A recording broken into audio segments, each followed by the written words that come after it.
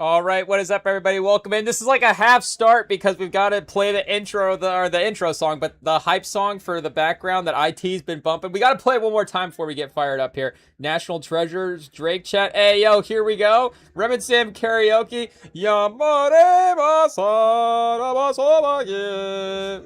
Okay, I guess we just had to get the intro part one more time. Hey, yo.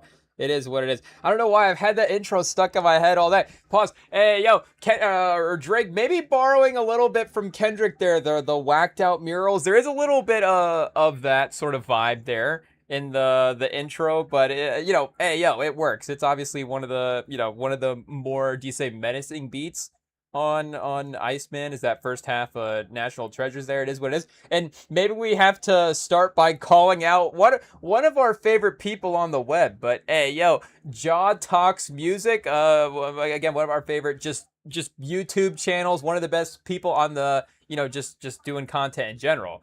But I saw a couple of reels that he had roasting the second beat on National Treasures, and hey, yo, chat, we gotta give the beat switch a break there because I believe that I guess we can look this up here as well too. I believe this is our guy Gregory Hines on the sample. Hey, yo, I could be wrong. We'll look this up here and see what we have got going on. Okay, I guess they don't have it listed on the Wikipedia, but we can take a look here and see what we've got going on for the album in general. Yeah, Chad. Hey, yo, the song in the second half this is what I believe. Is this do we have a sample for the we don't for like whatever the vocal cut is, I guess, in the beginning. Hey, yeah, we don't have a sample credit for that. But we got yeah, this is what I believe Gregory Hines listed here.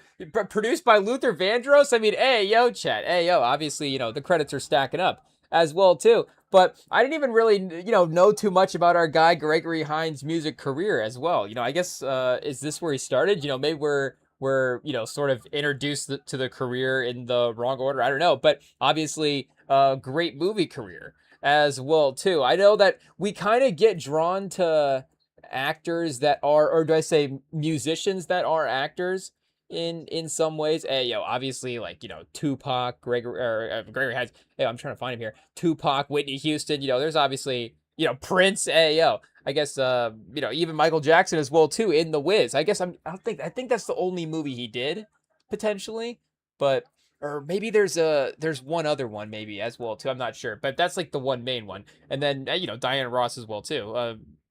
Great movie career as well. What was I feel like? Oh, I don't want to get her mixed up with somebody else now. But maybe it wasn't Diana Ross. Like maybe it was somebody else. But there was a movie that I watched on Tubi about it was the kind of combo of the older star, younger music star kind of ordeal. Hey, yo, I wish I remember what that's called. It's not they got the Whitney Houston one running right now, Sparkle, which I guess I've been tempted to throw that on, chat. Hey, yo, it is what it is. But the problem is we do have The Bodyguard on DVD, so I guess that's just the one it would be. But either way, I guess I forget what that was. I watched that a couple months ago. Hey, yo, we could, I guess, spend time looking, trying to figure that out as well too. But yeah, again, I guess I don't know exactly the order of the careers here as well too. But he is in. I mean, AO. Speaking of Whitney Houston, he is in Waiting to Exhale. Hey, yo, I mean, just pulling up Waiting to Exhale chat to start. It is what it is. It is what it is. Oh yeah, Forrest Whitaker, shout out. But of all the people to shout out, but obviously, running the show there, it is what it is. Oh yeah, tap dance, stage acting, obviously, hey, yo, shocker, very versatile, and could obviously, I guess, perform in a lot of different roles. Chat, hey, yo, but made his Broadway debut with his brother in '54, and then performed as a lead singer in a band called Severance. And Severance is one of the house bands at the Original Music Club. Chet the Honky Hoagie Handy Hideout. Hey, yo, it is what it is. Otherwise, just known as the 4-H Club. Whoa. Severance released their self-titled debut album. And then I guess he sang a duet with Luther Vandross. Film in 1981 made his music career. So yeah, stage, Broadway, all that stuff was the original thing, replacing Richard Pryor in a role.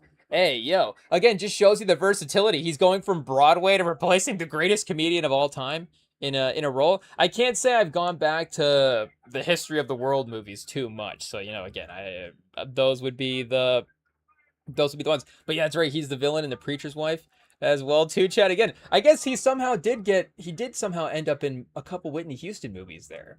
I guess for some reason I was never making the connection. We just use so smitten with Whitney Houston when she's on screen, you just forget about everything else, I guess. But rest in peace. But and I guess rest in peace to Gregory Hines as well too. Rest in peace, Chad, to the legends. Hey, yo.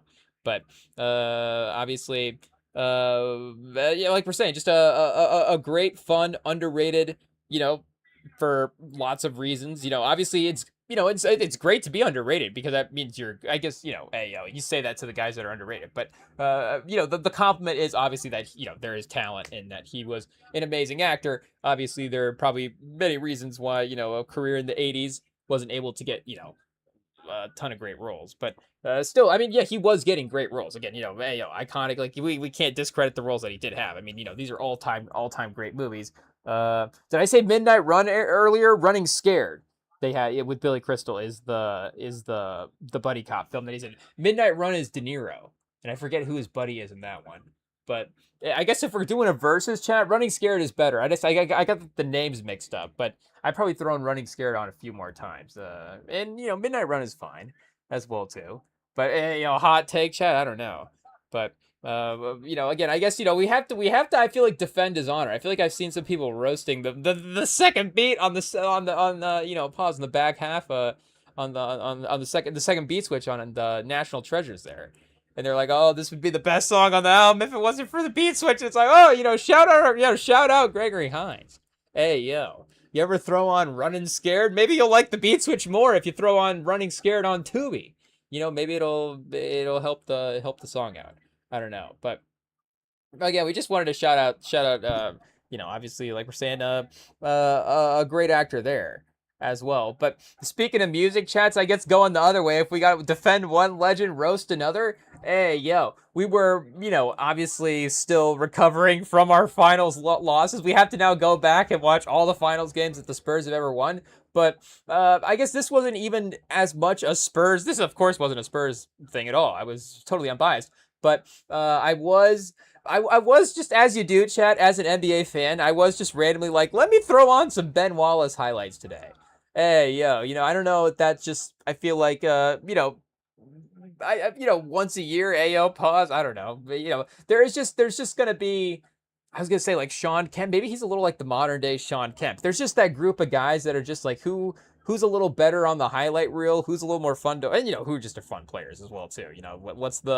What's the all-time entertainment player ranking would be an interesting one. I mean, NBA anniversary 70, all NBA anniversary 75 entertainment team, if that makes sense. I feel like Ben Wallace could have made that team whenever they dropped that list in like 2021. If it was like the 75 most exciting players, maybe they need to do different versions of it for the 100.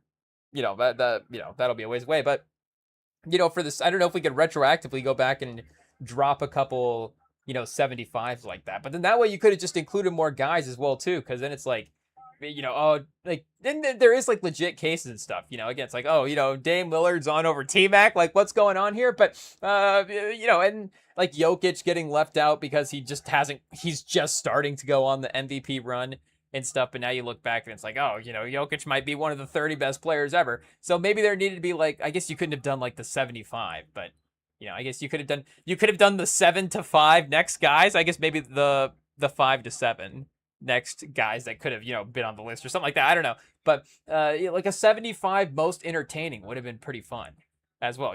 Hot take. But Ben Wallace definitely would have been on there. So I guess, that the Spurs part of that was like, well, if we want to watch some Ben Wallace highlights, they did play an entire 7-game series against San Antonio in the finals. So, we might as well throw that on. And, again, obviously it benefits the Spurs that they were able to win that. But it was a great defensive series. as well for Detroit. It was a real battle, and it was a great scoring series for Ginobili as well. And probably being, again, just going back and looking at some of the box scores and stuff, definitely, they're lead offensive guys at time in games. But it is interesting, again, going back and watching just some of the highlights in general, where, I mean, not to say that Rashid is underrated from that era, but Rashid is obviously doing a little more of the actual one-on-one guarding, and Ben Wallace is the help defender a lot of the times. And a lot of his help defense blocks were so insane that that's kind of what the highlight reel becomes as well too. So we don't want to define that. I mean, he was athletic. He could definitely one-on-one guard as well too. But you have that element with Rashid where he can actually stay in front of the center power forward as well. And yeah, again, like Rashid is a little bit more of a stretch four versus obviously, Duncan's more, a five than he is a power forward. So it's like kind of the opposite ends of the front court spectrum there. Where again, Sheed's a little more 3-4-ish at times. I mean, still a modern small ball five in a way. But we have to give him his credit. And I was, again, obviously now to bring it back to a pro Spurs take in all of this. And I guess we'll bring it back to the musician as well too, Chad. Don't worry. You're like, wait, how did he pivot into like music and roasting a legend? Well, don't worry, we'll get there. You'll see what's going on. I guess if you want to get a head start, go throw on Game 1 on YouTube, and hey, you'll see what's happening. But of that '05 finals is what I'm saying. But back to the basketball, Chad. Hey, we are basketball journalists. I guess what were we saying now about the basketball stuff about cheating? Oh, pro Spurs, Tim Duncan. I was just thinking about all the guys in this era, and all the power forwards, and I was like, there is all these guys in this era that just people are like, oh, I don't know, is Kevin Garnett better than Tim Duncan? Is Shaq better than Tim Duncan? Was Amari Stoudemire at the peak of his powers better than Tim Duncan? Chris Webber more talented than Tim Duncan? It's like Tim Duncan was consistently better in an era when everybody thought that the guys around him were like, is that just like the most talented power forward era in the league? I know, immediately you go, oh, Hakeem and Karl Malone were in the 90s. Obviously, Hakeem a little more of a center, and we're not discrediting that as well too. But you think about just the again, pause, but the depth of the athletic talent kind of there through the 2000s to kind of 2007, 2008 sort of range. And I guess Amari was maybe 8, 9, 10, a little bit kind of end at the tens there as well. But I mean, if you went through and listed it, I feel like it wouldn't necessarily be wrong. Again, I'm just, how many can you name off the top, off the top pause? But and it's kind of a center. I guess I'm thinking front court guy in general as well too, kind of center power forward hybrid. Because again, that's obviously what Duncan would have been competing with there, and again, that's what kind of all those guys were as well too. Garnett and Weber and Shaq, like I'm saying, and I guess we said Sheed, we said Amari, we said Dirk. Did we say Dirk already? But Dirk as well too. Dirk obviously defensively maybe less than some of those guys, but offensively, obviously Ayo just talented as everybody there. And I know we're leaving people out as well too, but even that's like the entire front court selection for the first two and a half all NBA teams as well too. Like there's it's difficult to get the wings in all NBA. You were able to the actual like point guard, not that the point guard class was weak. Hey, again, you had like Francis and Marbury and some of the stuff, and those guys are, I think Marbury might have made it all NBA or two, maybe. I don't know. But again, you did have like some of the wings like Carter and I think McGrady having to take some of the guard spots in those all NBA teams, because like your small forward on second team all NBA is Dirk, and it's like, hey, they're talking about bending the rules now, but they were kind of bending some of the lineups anyways. I mean, Dirk's play style makes it so you could go back and look at some of those all NBA teams and think, oh yeah, that could work. Like Dirk can kind of be a three in some of these. Like if PJ Carlesimo's coaching this team, Dirk can play shooting guard. Hey, But do we need to do the all-time? That's another ranking, chat. The 75 guys that PJ Carlesimo would have wrongly played at shooting guard. Hey, he's like, I guess we can't really do a PJ Carlesimo impersonation, but Wemby would be a great. It's almost that's getting a little RFK-ish, chat. Hey, I guess if they were on the line, would we be? Yeah, you'd be able to tell. Hey, it'd be pretty obvious, but. I guess it's a little more loud. I think he just talks kind of loud. It's just like, oh, Wemby. Oh, that's. I think I don't know. In my mind, I was kind of dialing it in. I don't know if we were. Hey, yo. But I guess, again, to us, we were kind of dialing it in. But and that's the way impressions are. They always sound better. But you're like, I'm nailing it, and you're like, pause, and you're like, no, actually, you're way off. But I guess, and now I probably have lost the momentum that we built there, trying to, the talent that we acquired.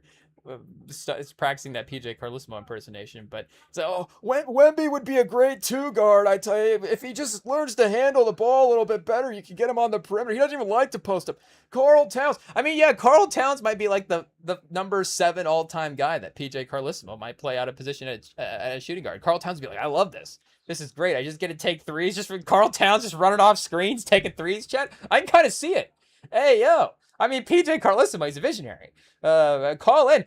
I think, speaking of, Rasheed Wallace could have probably been number, 18 on the list as well, too. I guess we're thinking kind of modern as well, too. There are definitely, all kinds of, I guess, old time guys. I don't know if he would have played like, Wilt or Bob Pettit or something like that. Again, those guys are a little more, center, locked into the center skills there. But once you start getting into, again, a little bit more of the modern era, obviously the positionless things start to take over there. And again, like we're saying, like, would he have played Hakeem at the 2 guard? It's like Hakeem out on the perimeter getting steals would have just been crazy. I guess it's like a little Doc Rivers in there in the impersonation as well. But do we need to look up a PJ Carlissimo interview, chat? Hey, yo, do I just need to throw it on in the speaker in the background real quick? PJ Carlissimo voice. Hey, yo. Let's see what we have got here. PJ, how do you spell his name, chat? Not P.I. Carlissimo. P.R. Carlissimo could be a Tubi show, though, at some point. I'm not sure. Was William Shatner in a TV show back in the day called T.I. Carlissimo? Hey, yo. I'm not exactly sure. Golden State Warrior player Charles Sprewell on his. Okay, I don't know if we need to, the two sides to every story. What really happened, chat? Oh, Podcast P. Hey, yo, look at that. The first clip that pops up, Podcast P. 2 sides to every story. Game recap, Latrell Sprewell versus PJ Carlissimo, chat. I don't know if we're going to get an interview, if we're just going to get, certain highlights here. Hey, yo. PJ Carlissimo, his algorithm is definitely older. I don't know if it's just YouTube knows what we would be going for. Oh, here we go. PJ Carlissimo interview with Dan Patrick on June at some point. I guess I don't know if we'll dial in a Dan Patrick impersonation or not as well too. Hey, yo, are we gonna get taken down if we just let this Dan Patrick interview play while we try to learn PJ Carlissimo's get this impersonation? We're not even a impersonator, chat. Hey, yo, the size, the ball handling. I guess something kind of like that, maybe. I don't know. So we don't need to go too far. Oh, look at that. 2 weeks in a row having PJ Carlissimo on the Dan Patrick Show. Hey, yo, a regular, chat. Shout out. I guess when we'll see. Can we get PJ Carlissimo booked on a weekly basis here on the REMINGTOM pod, breaking it down? PJ, it's like, PJ, which of these guys would you be? Dembasta. If he really ups his perimeter game, I'm telling you, I think you might be able to play him out at the 2. Actually, I think Boozer's a natural point guard, but he could just be a 2. I guess again, that's starting to get back into the RFK lane as well too. Hey, yo, chat. PJ Carlissimo interviewing RFK. That might be just too many initials as well too. I'm not exactly sure, but hey, yo, I don't know where we're going with this, but I guess hey, yo, there is a draft on for hockey as well too. We do want to dive in there. Oh, we didn't even bring it to the music, chat. I said I was going to bring it back to the music for the 05 finals. This is what I meant to talk about here, because in game 1, chat, hey, yo, they had a hype man for the crowd in San Antonio, and it was Will Smith performed his hit single Switch in game 1. It's pretty funny. It is pretty funny. We do love to see Will Smith, performing here. I guess they don't have the actual video like cut out on YouTube, but it is attached to the game one broadcast, and there is a couple versions, where you can obviously see more of the broadcast. Again, pause. But when I am throwing on the old classic games, I do like to try to find, again, hey yo, but the longer broadcasts that are available, where you do get some of the commercials and mid the halftime show, some of the analysis as well too. It's just, and obviously if you there is you go way back to maybe some 60s, some 70s games. It's just like, okay, if I want to, the other day I was like trying to go through like this Walt Frazier playlist, and I was like, okay, let's make the case that Walt Frazier's better than Jalen Brunson. Let me start watching the Walt Frazier games, and then like some of the games, it's like, okay, it's like a 45-minute version of the game because again, just the way the footage obviously that we have available. But yeah, when it is the newer games, I do like to see if you can get a broadcast that is, more of the broadcast. And this one had the intro hype section, which I guess they would have also had on TV as well too, or maybe it was the local channel. I guess I don't even know where this tape is being recorded from. Ayo, from the '05 finals, but it had Will Smith in 2005 performing Switch at the finals.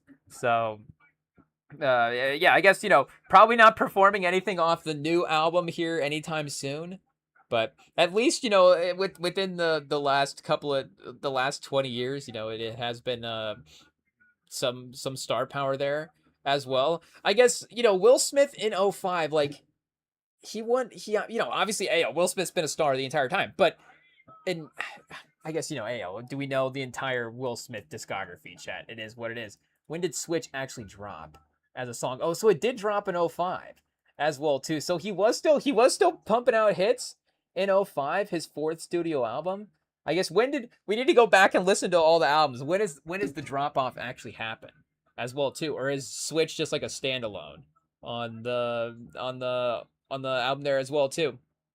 Because again, '05, like I don't know, you can't get like 50 Cent to perform at the finals or something like that. Like I feel like hey, again, shout out to Will Smith, but I guess there are other rappers as well too. I don't know, but Will Smith is as famous, I guess, as any of those rappers. So you're gonna have him out there hyping up the finals. But yeah, again, it seemed like, and and he's a pioneer as well too. Like you give him his credit, he's the first rapper to ever win a Grammy, right? If I'm not mistaken. So again, obviously he was early on in the genre, and some of his rap makes a little more sense earlier on. Chat, hey yo, I don't really know what that means, but just kind of get a sense of the '80s, and maybe it makes a little more sense. But again, I don't know. I just feel like there were hits in 2005 that you could have really gone to. But I don't want.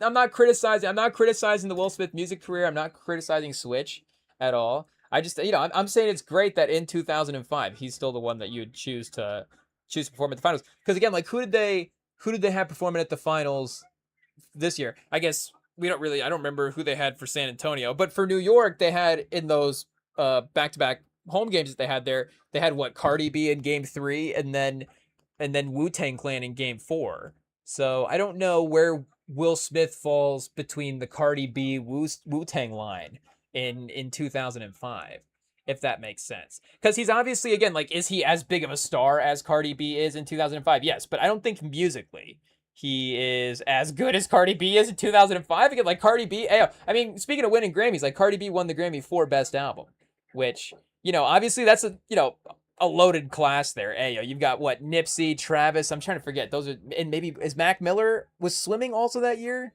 as well too. So it's like, that's quite a list there. I think it was Victory Lap, Astro World, Swimming. There's one other as well too, and then Invasion of Privacy as well. So all great choices, but I don't know if again, and I guess Cardi B in some way on her second album because she's taken a little bit more time between the albums, but both albums again are really good. The second album is amazing. It's still in rotation for us, and again, maybe maybe I am just more of a Cardi B fan as well too. Again, I would admit that she's obviously a lot of fun when she's obviously just one of the more fun rappers that we have. But hey yo. But again, I don't and I don't know if Will Smith, maybe he was Wu-Tang in '05. Maybe we do have to give him credit. I guess he was Wu-Tang-ish because, like we're saying, he was a pioneer. He was early on in breaking through the genre, and again, guys being famous as well too, like taking the next step into acting. Not that that's like necessarily important for hip hop, but then again, just shows the star power that is, I guess, capable in the genre as well too in some ways. But yeah, I still don't know. Is summertime like I did have protect your neck did pop on the shuffle today at the gym, and I was like, oh, I had to skip it, Chad. It is what it is. Shout out to the Wu-Tang, but it's just the memories of them performing in the finals were, and that was the half where the oh Chad, I think this that was the half where the Spurs were up too, right? Was that game 4? That was that was yeah, that was game 4 because it was 2-1. And then it was about to be 2-2, going back to San Antonio. Chat. Ayo, Wu-Tang performing at the halftime. Just think, there's a world where we're listening to Protect Your Neck at the gym today, and we're like, oh, Wu-Tang, we were winning, we won that game. That's the turning point of the finals. We love Wu-Tang Clan, and it is the turning point of the finals. But now I think about it, and going, oh, they performed at the half, and now I don't know. Did Wu-Tang inspire Brunson and the New York team to rally back in that game? I don't know. But again, obviously, the Wu Tang's legendary. They're not skips in the playlist. Hey, we're not saying that. But unfortunately, right now, emotionally, they are. It is what it is. I guess Cardi B. Did we won the game that Cardi B performed at halftime, so we can listen to Cardi B. I guess it is what it is. But again, that was a hot take for a Spurs fan. That was a devastating game. So, I guess we haven't necessarily been like totally off of all like I'm as I'm thinking about it now, chat. Ayo, he got game is really, really, really hurting the Spurs fan rotation. I tell you what. You've got a player in there that torched us in 15 or in 15, ayo, in 13, and then you've got a fan of the team. Obviously, shout out to Spike Lee, who directed He Got Game. And then, I don't even want to say the name, but we all know who plays Jesus Shuttleworth, right? Do I just have to look him up here? So, chat. Hey, obviously, okay, we all know who it is. There we go. Okay, we saw him. He hits the shot. Look up any classic highlight reel of the greatest shots of all time in NBA history, and you'll see it. Hey, so, again, you don't have to do much research. But I guess now we really can't watch that Denzel movie. Unfortunately, once it goes off Tubi this month, that's it, chat. We're done. We can't watch it ever again. Hey, what other part of that movie can roast the Spurs, chat? Do we have to look it up here real quick? What else is in that what can Rosario Dawson do to the Spurs? I'm not sure. John Turturro, Rick Fox? Maybe Rick Fox like gets a coaching gig or something like that. I'm not sure. I guess are there any more players? Oh, Reggie Miller, maybe. I guess just like keeps calling Spurs. Shout out. We like Reggie Miller. Shaq is also here. MJ. I guess MJ buys the Spurs. Chat. Chat. Hey, that would be the worst case scenario. If MJ bought the Spurs, we're done. Hey, we're never winning again. Hey, it is what it is. Obviously, rest in peace to the great Bill Walton as well too. Scottie Pippen. I guess Charles Barkley. I don't even want to think how Charles Barkley could be turned against the Spurs fan. I guess obviously there is a fun relationship between Charles Barkley and San Antonio, but regardless, I think that it'd be difficult to think that he's on TV right now, inside the NBA. Like, how could that? I'm thinking, like, actually, like, affecting, again, the Spurs winning the finals. It's not just like, oh, Charles Barkley said something about Wemby. And he guys, I guess if he said something about Wemby and then Wemby was so emotionally destroyed, and after the finals, he's like, yeah, man, Charles said that thing about me and I never really recovered or whatever. Like, maybe, that could probably be it to some degree. But yeah, chat, we're really paused. I guess I Max, and I don't know what you say. Hey, but this movie's really taking a toll on the Spurs fan. It is what it is. First round, and now Smiley. Hey, all these guys are just destroying the Spurs in the finals. It is what it is. So I don't know. Denzel, what's Denzel gonna do to the Spurs, chat? What's he gonna do to the Spurs? I don't even know, but we'll have to see. What other great Denzel movies can also be ruined as well too because of their correlation to affecting the Spurs in the finals. I don't know. But so maybe we are just going to be bumping Will Smith because he performed in the finals and it propelled the Spurs to win the finals. The toughest finals ever. They don't win the finals unless Will Smith performs in game 1 and pumps them up with with Switch as well. But where was this on the charts, chat? Hey, yo, did this get to the floor? Top 10 in several countries. Number 7 in 2005. Look at that. Hey, yo, never mind. Will Smith probably outcharting 50 Cent by '05, right? I guess the massacre was '05, but February '05. I guess we need to get into more pause. I guess the other Will Smith songs. Like we said, Summertime, a classic. What's Miami? Get Jiggy with It, chat. Some class. Oh, Big Willie Style. Yeah, that's the album. And then Millennium, 1999, Born to Reign, 2002, Lost and Found, 2005. Oh, so then that was the break then. Hey, yo. Then he returned with Based on a True Story in 2005, chat. It is what it is. What's the one? Yeah, what's the one with the choir, chat? Here, let me cue this one up real quick. Was the choir kind of cooking on this one? Let me see. I guess, are we gonna get it copyrighted for playing the Will Smith beat? I think he wants us to play it, chat. It is what it is. I don't know what this YouTube or what this Spotify Canvas situation is, but Will Smith playing in an arena somewhere. I wish I knew exactly which arena this was, as well too. But I don't know. Is this a Will Smith show where he's like selling out and just performing? I get, again, he's famous enough. Will Smith could definitely sell out arena before this album. Maybe, I don't know if he's gonna be like, I'm performing, based on a true story on tour. Is it gonna be, the hot ticket sales or something like that? I'm trying to think if he was debuting this album as a festival at festivals somewhere. I feel like there was a couple clips of him trying to rally a crowd up somewhere, but that it was just like, okay, I guess these songs maybe don't have the same effect they did back in the day. But regardless, I guess the choir's doing a little something here. Friday, I guess, on the hook. He is pretty talented. And then he has Work of Art with Jaylen as well too. They should have what's the movie that they're in? Pursuit of Happiness? He should have called it Pursuit of Happiness, chat. I don't know why, but that would have been funny. They could have rapped from the perspective of their characters. I guess, now we're Will Smith doing concept records, chat. Hey, yo. Rap, it's like Kendrick, he's like rapping from the perspective of people. I don't know. Will Smith, I don't know what, if we let him know, if he'd be able to handle that. Pause. Oh, Dabutta. I forgot about Dabutta with Lil Kim as well too. And then did I say Wild Wild West as well? I guess that's another classic. Are we gonna have to bump Millennium again, chat? I don't know. But yeah, I guess Switch off of 2005. We didn't make it to Lost and Found 2005, but Switch is, I guess. Oh, the cover. You've got the West Philly and the Hollywood street sign there.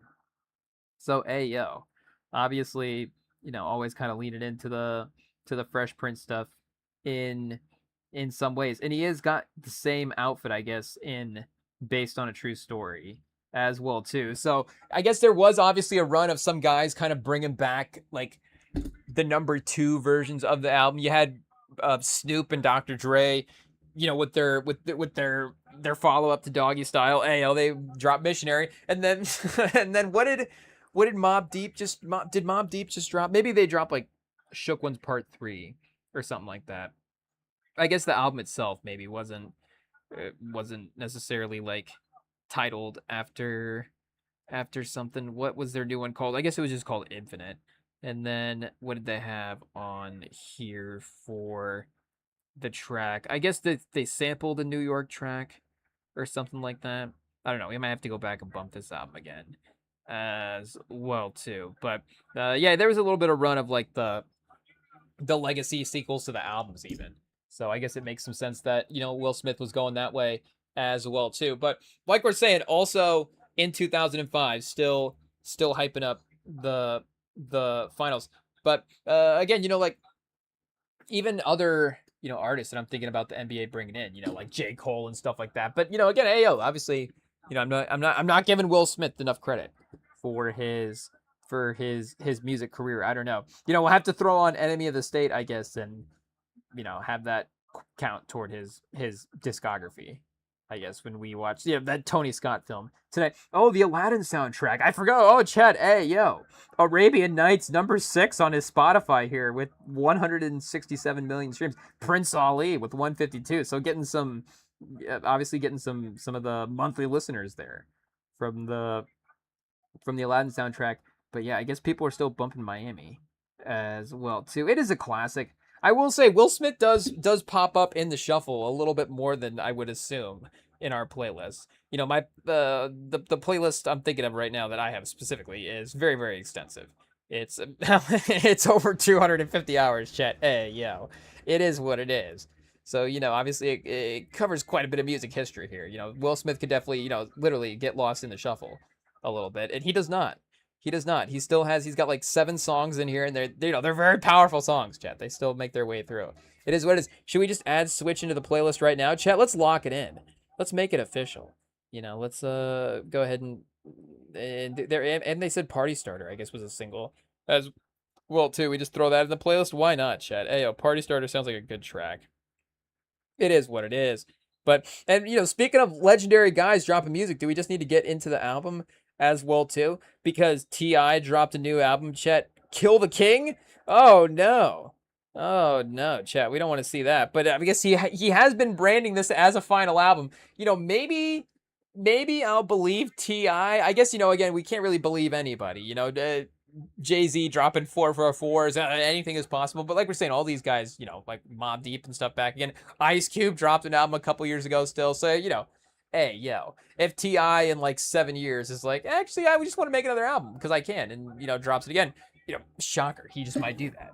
But this is a final album here for, do we have to put rapper, chat? Hey, oh, here we go. Okay, T.I. the rapper for the search. Let's see what we got here. Albums, discography, Kill the King. Speaking of 6 years, I guess, you know, that is the wait between the last album, Libra, chat. I mean, Dime Trap again, you know, he's still been dropping quality work here over his last couple albums. So you gotta, we definitely, you know, gotta give this one a chance. And the singles have been great for this as well too. Obviously, Let Him Know has gotten some major play. You know, Trauma Bond, I guess, is, you know, a little more on the lyrical, you know, message side as well too. But the marching band beat production on that is really great. And then I guess yeah, Mr. Him is more recent. Maybe I haven't been bumping that one as much in rotation. But they had like a music video on Spotify that I watched the first time for this Trauma Bond single, and it was like the marching band situation. It was like high school football. I was like, you know, is this the sign that I'm becoming an old man, Chad? It's like you start just going like, oh, high school football highlights. Oh, you know, let me just check that out. But you know, he's like, oh, well, let me see what this marching band is gonna do here, high school football situation, and then they just start playing the song, and then it goes into the beat. It's like, oh yeah, this works. This works. So you know, I get great production on the song there as well too. I expect Ti to you know, Ayo not let us down with a great project here. I'm scrolling through some iconic features looking like Chet. NBA YoungBoy, whoa, but no, we got Usher. Well, obviously, you know, shout out to YoungBoy making a feature. Usher, Summer Walker, T-Pain, Jeezy, Anderson .Paak. So we are in for a treat here, chat. Let's start. I mean, you know, Ayo, track one. A King's Tonight is the first track here. So I guess this is the track list on the Wikipedia.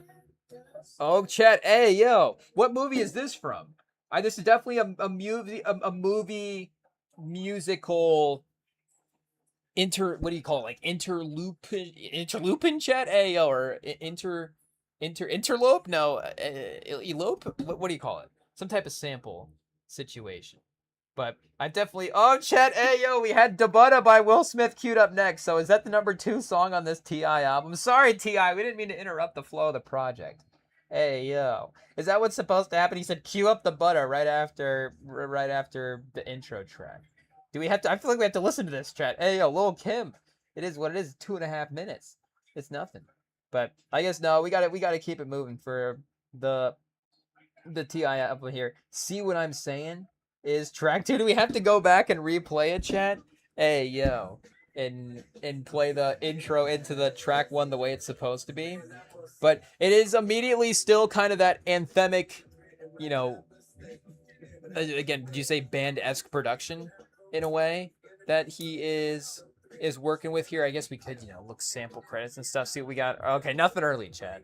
Hey, yo, so I guess that could just mean that it is, you know, nothing there to actually to have, but we'll see if that changes as well. And speaking of Dr. Dre, chat, hey, yeah, we got Dr. Dre on track 4. So, again, I guess that could be Dre, or that could be the sample stuff that, again, we just need people to see as well too as that stuff drops. But I mean, again, Ti obviously, still on top of the game in terms of what he can bring in terms of cadences, and his rhyme schemes are going to be as unique as anybody's. So, to see how he's able to handle some of this production stuff is going to be really interesting. See what I'm saying? Okay, we got to actually spell this right here. Real quick, let's see if we can find this in the Genius chat. Hey, yo, this might not be the one. Maybe we have to go. Okay, yeah, here we go. See what I'm saying? Track 1. Okay, the baddest ever walked on the land. See what I'm saying? Man, I must say, all the trauma dues that I must pay tend to threaten my name's. My namaste. Man, but I know that all the respect that I protect your internet cats is no threat. Still, I declare you take it there. Yeah, I'm prepared. Hey, yo, if a game's played, they will not be. If games played, they will not be fair. But yeah, I won't touch the price of fame because it costs too much. I want my change. Think I bought too much. Okay. Usually I'm coolin', moving, grooving in lobbies. Baddies with beautiful bodies trying to introduce who to a party. Drinking and smoking and carrying on till 5 in the morning, high as the stars in the sky before sunrise in the morning.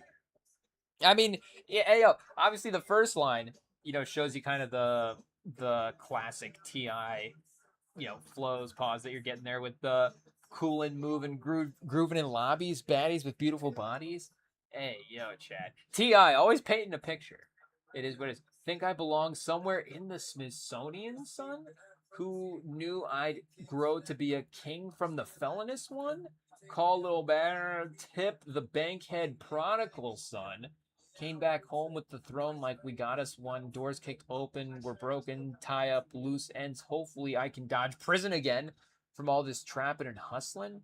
Untouchable covens came a long way from regals and cutlets in the game of hustling. Now suffering no longer in the discussion. Hey, yo, Chad. Do we need to go bar for bar with Iceman for this Ti album? Maybe. But speaking of Will Smith, there was a couple people comparing a couple of the cadences to some Fresh Prince type, rhyme schemes on the Drake album there. So I don't know if Ti will fall into the, oh man, he's just rapping like he's Will Smith type. Hey, yo, chat. Shout out to Smill Smith. Hey, yo, who's Smill with? Hey, yo, Smill with. I guess is a different guy, but let him know is the third single on, or the third song on the track. So, or on the album here.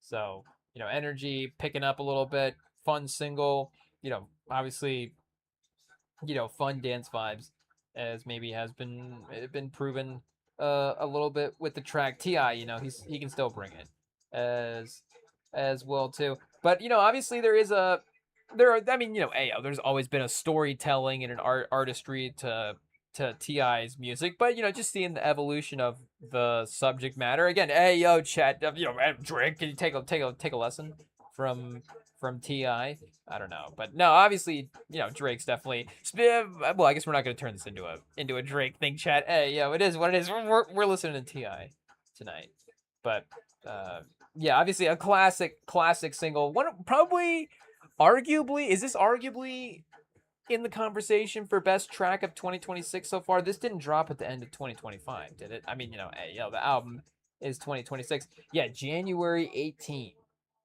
of this year. So right to start the year, Ti back in a major way. And it has just been one of the most fun replay value songs that we have had so far. The Big X the Plug project that they dropped, 6WA, has been a good in rotation, project as well too. And again, obviously we had such a great start to the year there with Cole and Tolliver and Rocky, and now again, obviously Iceman in the mix as well too. But I mean, just as a song, as a single, Let Him Know is right up there with all those songs as just play this song in an audience. What's going to kind of get the most you don't want to not say that safest reaction is a bad thing in any way, by any means, but again, it's just going to be what is going to be almost guaranteed just the most fun reaction. And let him know might be in that territory right now for 2026. And again, obviously we've defended a lot of the beat switches on the Iceman album, but I guess in some ways, this one and a lot of the other ones, maybe they don't the strength of the beat is not taken away there by a beat switch in any way. I'm trying to think like Stay for Life on the ASAP Rocky album is a really really great beat switch as well too. Helicopter is a fun single on there. I don't think that one has a second half beat switch if I'm remembering correctly, but uh, again, obviously this is just like we're saying, a great song for 2026 here, and then we get Anderson .Paak featuring for track number 4. So Anderson .Paak is definitely gonna bring it. Definitely some fun energy here on the hook for sure. Hey I feel like we haven't seen him as active in a lot of these major prestigious projects. I don't know if that's him specifically, maybe just not being pursuing features as much, or again, if it's just one of those things where there's just other names that are being called first in those types of situations. Guys just had their moments where they're being featured heavily on albums. We've seen it. We saw it kind of here for the last couple of years with West Side Gun, where it's like, you're just going to have your track on your album with West Side Gun ad-libs, a couple of intro tracks had West Side Gun on them there. Obviously, I'm thinking of the JID track for the intro track for his album specifically as well. But, or, again, like, I guess, the Clips and Kendrick, there is just like, the guy, get the hottest artist at the time as well too on the album is definitely the move in some ways. But then there's like the hot feature, like James Blake or something, like, okay, everybody's getting the James Blake feature at some points. Like you're gonna have some sort of crazy vocal James Blake hook on a project from like 2016 to 2019. But or maybe I'm getting the years wrong there. But kind of the end of the teens, beginning of the 20s situation. He has a couple with Travis as well. But Anderson .Paak, I feel like would have been in that category a little bit, but definitely hasn't been. Again, and I don't know who would be in his lane as well too.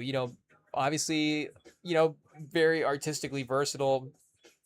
Do you say he's a little bit more if he's featuring in this type of way? Is he featuring a little bit more as like an R&B artist, or is it again, obviously he can be a rapper as well too, but is it like is Leon Thomas being called now before Anderson .Paak in these type of situations? Like I don't know if they're exactly the same sort of, again, if you're having him featured, like it's the same sort of thing. Even if Anderson .Paak is gonna have the hook or the vocal performance on the album, it's just gonna be different, and maybe it's the style of track that they would lean toward as well too. Again, maybe if we're talking specifically, Leon Thomas, in this comparison, maybe it would be more of a little bit more of a slower track for Leon Thomas or something like that. But obviously Anderson .Paak maybe a little bit more of a funkier dance type of track. Maybe different lanes like that. But again, I don't know who right now is like the like we're saying, like the dancier R&B male artist in the Anderson .Paak lane. That is, again, I mean, it could just be what is being pursued in features is different. Like I'm saying, James Blake is a different type of, it's a different type of vocal performance than Anderson .Paak as well too, or West Side Gun obviously with his ad libs as well, but or if he's featuring in it as well. But yeah, again, I just feel like I haven't seen his name as much in some of these high profile projects. Maybe like he would have been in the past. I guess he can be a guy that will pop up uncredited though as well too, and just kind of be on a project. But we've got Rant up next, which is definitely getting more into the trap lane here as well too. Chat, hey I don't want to be basic just right off the bat, but this definitely has a chance to have some crazy replay value as well too. You know, a track called Rant. I guess he's definitely probably got some stuff to say here on this one. Used to stand in the trap, see the cityscape, trying to hustle up million Chevrolets. Ooh, stack as much as I can in a day, keeping mine off a dinner plate. I'm outrageous, my spot blazing. They contagious. I walked in with my gun blazing, back out to my sunbathing. Oh, okay. He said, I'm already rich, legendary, don't need to be more famous. They say opinions like, well, don't force me to see Uranus. Oh, Chet! T.I. One of the great lyricists we have right now. I'm a free thinker and truth speaker. They see me and say me you're dangerous. Chet, this might be album of the year contender. We've got Let 'em Say as, single of the year. And then we've got bar of the year here on Rant. They say opinions like, don't force me. Or what was it? It says, I'm already rich and legendary. I don't need to be more famous. They say opinions like, well, don't force me to see Uranus. And I guess if they spell it like the planet, is it just like, the triple entendre here goes crazy? But maybe it doesn't totally apply in this scenario. But same way the table turned, I worked both sides of the turntable. Ooh, there you go. Tip been like this since the second grade. Ain't never needed no jumper cables. See it's an in crowd. I'm an outsider. That's okay. Don't need no favors. See you get excited about the minimum upper class. To me, it's a normality. It says don't compare me. They ain't as rare as me. I'm a rarity. Birthdays we in Costa Rica. Anniversaries gonna Paris me while I'm living better cherish me and live through me vicariously. As the story goes, could be any day. That's why I'm paranoid and need therapy, but I'm here for something. God told me I'm gonna live long enough to take care of it. Hey, yo, so obviously, like we're saying, dropping bars here. This one here. Verse 2, I'm comfy in the fire, ain't gonna like it, ain't gonna like, maybe that's gonna say ain't gonna lie, I guess I didn't hear what he said, but it says, I'm comfy in the fire, ain't gonna lie, I kind of like it there, like it, leave it, shove it up your, what the do I care, pulling up my chair on the table, looking everybody dead in the eyes who ain't want me there. Again, obviously the vivid imagery. Let me see. Stayed rich regardless of my circumstances. Success with my big advances.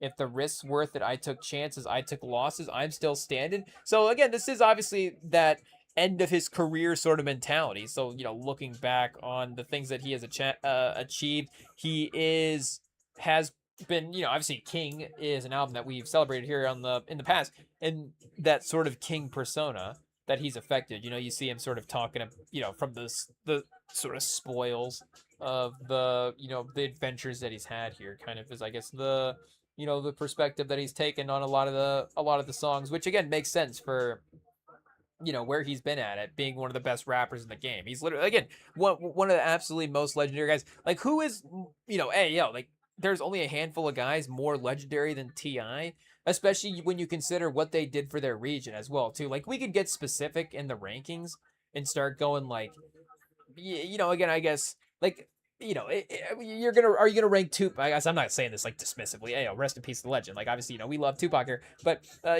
you're probably gonna just default easier to, it's like Tupac's just the consensus better rapper, and there's a commercial, I guess, status there as well too. Like him and Biggie are just in general some of the most best-selling artists of all time with those two albums as well. Those albums being some of the most successful albums, but considering what T.I. did in terms of influencing Southern hip hop, like it literally, obviously Outkast is on the forefront there as well too in the '90s, but again, like who is just definitively more important for Southern hip hop? There's not, again, anybody. There's not very many people that are that definitively important to a region ever. And maybe and I guess every region is stacked as well too. The East, the West, they're all gonna have had their legends in some way. So it's like, oh, do some of the East Coast guys, is it like Nas and Jay-Z, or is there like a canceling out sort of thing where not one guy can have the sort of ascension. But that would, I guess, would be like the outcast Ti sort of sort of situation there. And then obviously the way that Atlanta pioneered, some of the new sounds as well too, and then the guys at the forefront of that in the new generation with Thug and Future and people, and those guys as well too are just as legendary in some way. But still, again, for what you can achieve in terms of in terms of being the forefront of a region of hip hop, like Ti is up there with everybody. So again, obviously anything that he says in terms of mastering the game or whatever, like he's obviously done it technically on the mic, but then also done it influentially, if that's a word, and then commercially has been as successful as anybody. He's one of the most nominated Grammy artists. Like he really is. Like Ti, and I know, we're just gonna redo all the praise and stuff that we were having there for the King anniversary, because we did do that earlier this year. It was the anniversary for that album, but he is just genuinely one of the most underrated rappers of all time. Like anytime you do a list, he gets left off, and and sometimes I don't want to say the commercial success hurts him in some type of ways, and again I don't want to start throwing out names because all in some ways it depends the way you sort of tweak the filter to look through the ranking, and then you can kind of again make it make sense for a certain way. But you can get these underground guys that just get that sort of lyricist label and get the legendary ranking status over a guy like Ti, because, and again, that's not a bad thing as well too. And some guys, maybe they were starting off underground and would have made it bigger commercially but never actually physically got to get there as well too. And again, I don't want to start throwing out names to just be like, this guy's not good. This, again, that's not the point. The point is obviously these guys are all legendary. Like Ti is included with these guys, but you think about, again, obviously I tread lightly bringing up names, but you think about a guy like DMX for just like the all-time rankings, and maybe DMX is a little underrated as well too. But again, I feel like he gets more ease. And again, it's not like, oh, do we need to? That's not the point. The point is, again, I just like you go through the legendary guys ever again. Tupac first. I don't think that there's really that much difference between Tupac and Ti outside of again the commercial success. It's like a Drake and Kendrick argument. Well, Drake's outsold more people. I don't know if it's quite on that level as well, because obviously the Tupac's political. I guess I'm not reducing it to just that, but if we could say like the messaging in his tracks is probably a little bit more prevalent throughout than again obviously what Ti was going for the entire time. But just in terms of, again, of artistic song construction ability and the ability of the artist on the track to attack different rhyme schemes and attack different beats in unique ways, like again, he's up there for anybody in history. But I just don't know, in his lyrical abilities, the best as well too are as good as anybody's as well. So there is just not that many people all time that are better. I guess I haven't necessarily sat down and done the extensive version of the ranking. I think everybody kind of has thought about Mount Rushmore in a sense, and keeps kind of the top battle in their head going as well too. But I guess in some ways you could even, to bring Drake back into it, could you argue Ti and Drake are in a same similar sort of tier? Maybe again, Drake is obviously, as commercially successful as literally any artist ever, so a little bit of a different category there. But subject matter, rhyme schemes, I guess Drake's a better vocalist, so he can have a little bit more of an R&B lane than Ti. But again, is that the artist ranking or is that the rapper ranking? So that's just, again, depends on how you want to filter the ranking as well too. If you are bringing in sort of the singing and the artistic versatility, then that is gonna change and shuffle it up a little bit as well too. But and speaking of legends, we're just missing the legendary track here with T-Pain, Jeezy. Oh, and it has 2 Chainz as well. I didn't even see 2 Chainz scrolling through the album because dot dot dot. Well, I guess he's not cut off on the little underneath part. Pause. The way they double list the artist on the tracks. But I was just reading, I guess, the title the first time. So it says G's dot dot dot. I guess I can fill in the blanks there and that Y and get to Jeezy. but I didn't know that they were also bringing in 2 Chainz chat as well too. So shout out, legendary feature 2 Chainz. Speaking of underrated, 2 Chainz. Hey, obviously Jeezy as well too. I mean, all these guys. It is what it is. But again, I guess Ti would be the one that we would, you know, battle for more, I guess, in the all-time rankings. I don't know. I guess as I'm thinking about Jeezy now, it's like, okay, Jeezy and Ti in the all-time rankings. Again, I guess actually sitting down and doing the rankings is tough, chat. It is tough, but I don't know. Do you have to go Ti over Jeezy? I don't know. I don't know. I guess maybe if I'm just going for my personal rotation, I would probably bump more Ti. And I guess we'd have to go back and look through Jeezy's filmography as well too. ATL, a classic, a Tubi classic. So Ti's got the advantage there in some ways. But again, obviously, you know, some rappers are going to be, having the celebratory angle from a different perspective. They don't just have to be the number one rapper. Obviously, making it in a major way is, a huge accomplishment just to have artistic independence and be, just that, that is, making it in a way as well too. But, again, when Ti is talking about being at the top of the game and all those different things, obviously, again, he was actually, some of the most dominant that we've gotten. I'm trying to think of who the player would be.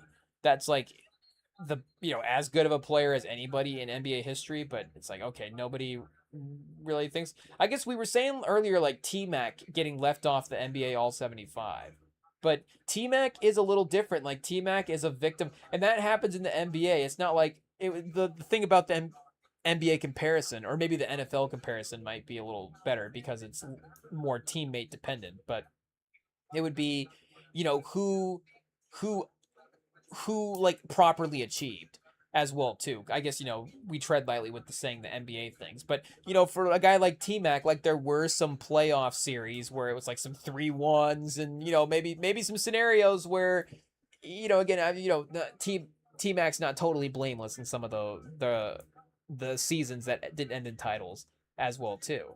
It becomes both things. There are going to be the seasons where T-Mac, the circumstances were out of his control and the teammate got hurt. This teammate made a mistake on this play. Doc Rivers is coaching the team, whatever it may be.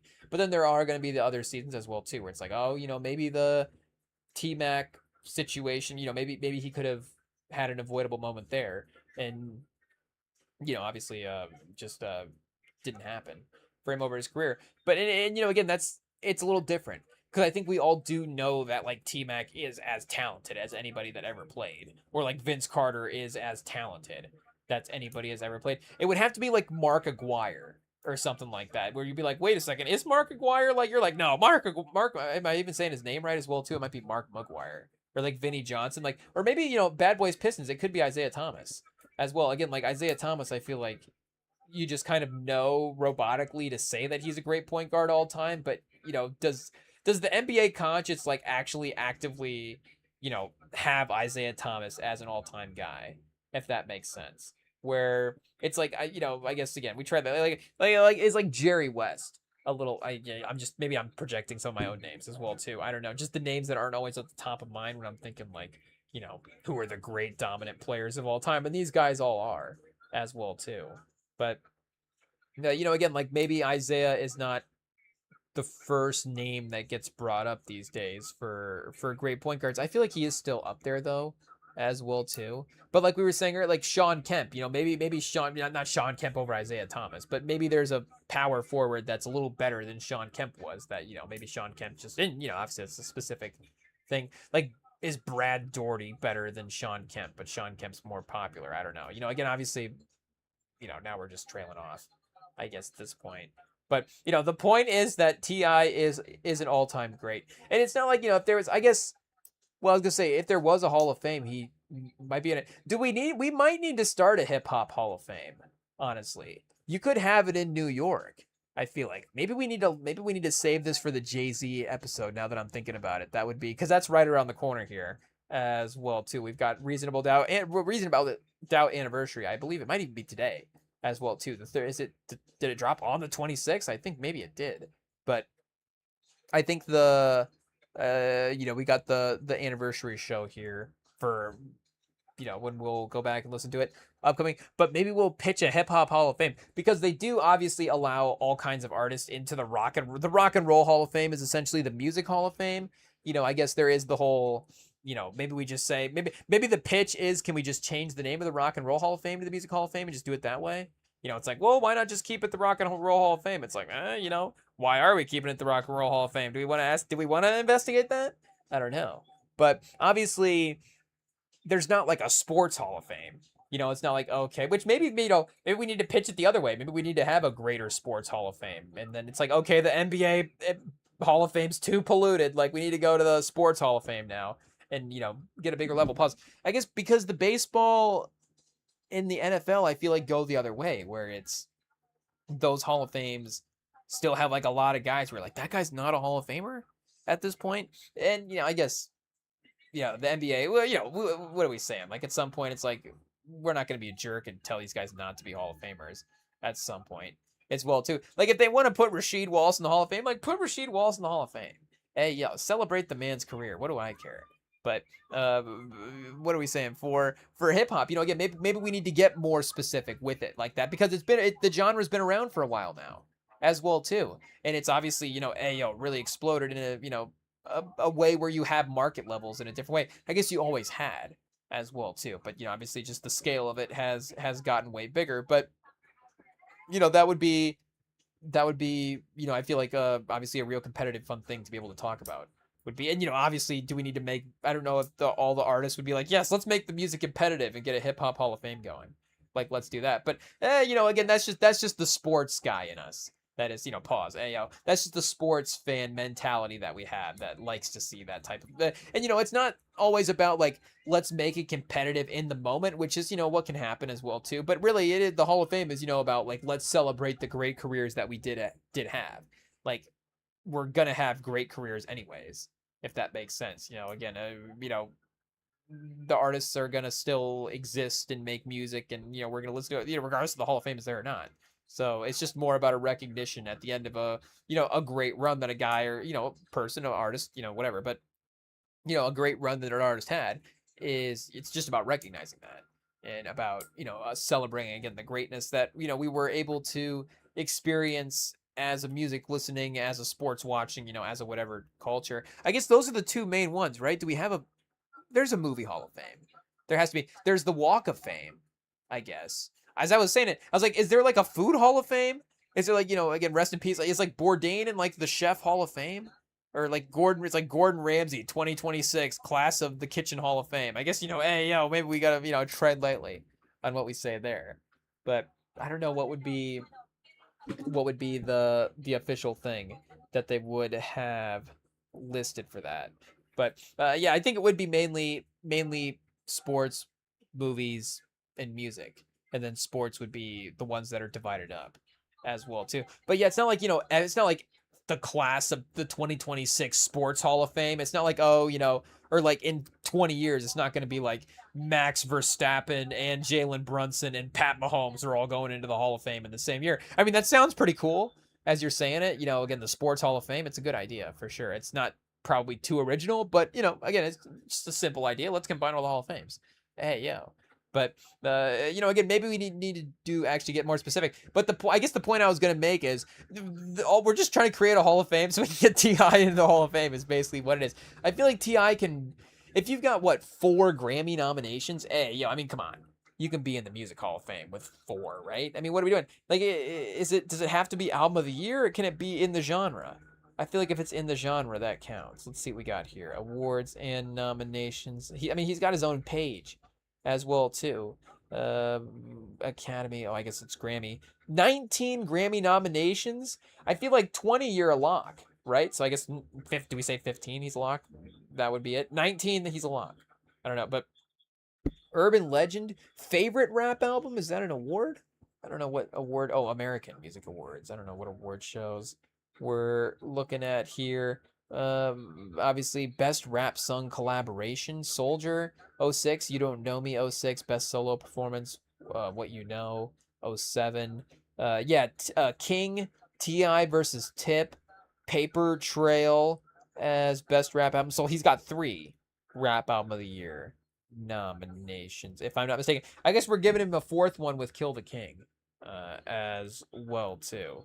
But the point is, Ti's got to be a Hall of Famer, chat. Hey, yo, what a great, what a great. If this is the end, I mean, come on, what are we doing here? We gotta, yeah, we gotta celebrate the legends when, in the times, make sure that they're recognized for sure.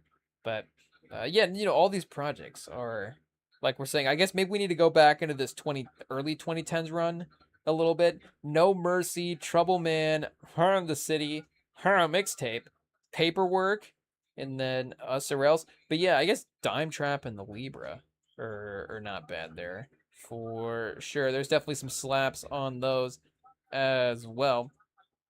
And again, that was, I guess, maybe he's getting away a little bit from some of the as aggressive type trap beats that he was having on the last one. Again, there is kind of like a again, hey yo, do you say a more fun bounce?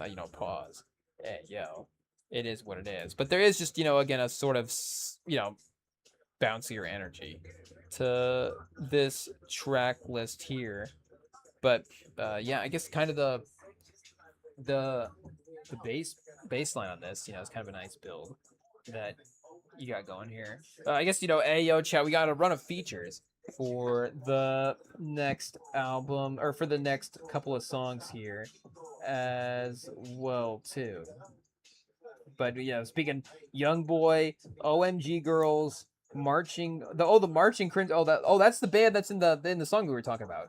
So the Marching Crimson Pipers, and then Sweata Young Dro, Buddy Red, Billy Lennox, EJ Jones on Big Dog to end this out. Yeah, chat, this song's a slap for sure. Oh, we kind of talked over the Summer Walker track a little bit.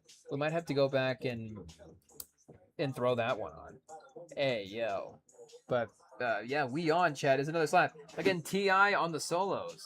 Really, really performing well here. Because we were a fan of Rant earlier in the track list here.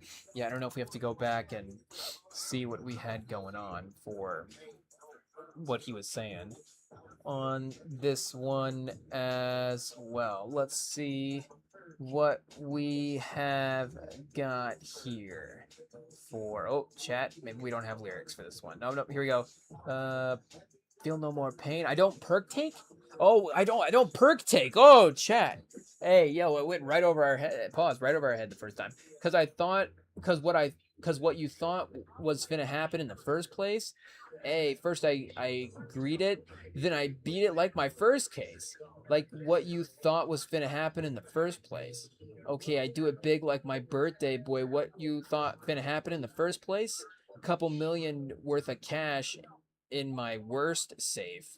Like what you thought finna happen in the worst place. So that's the chorus.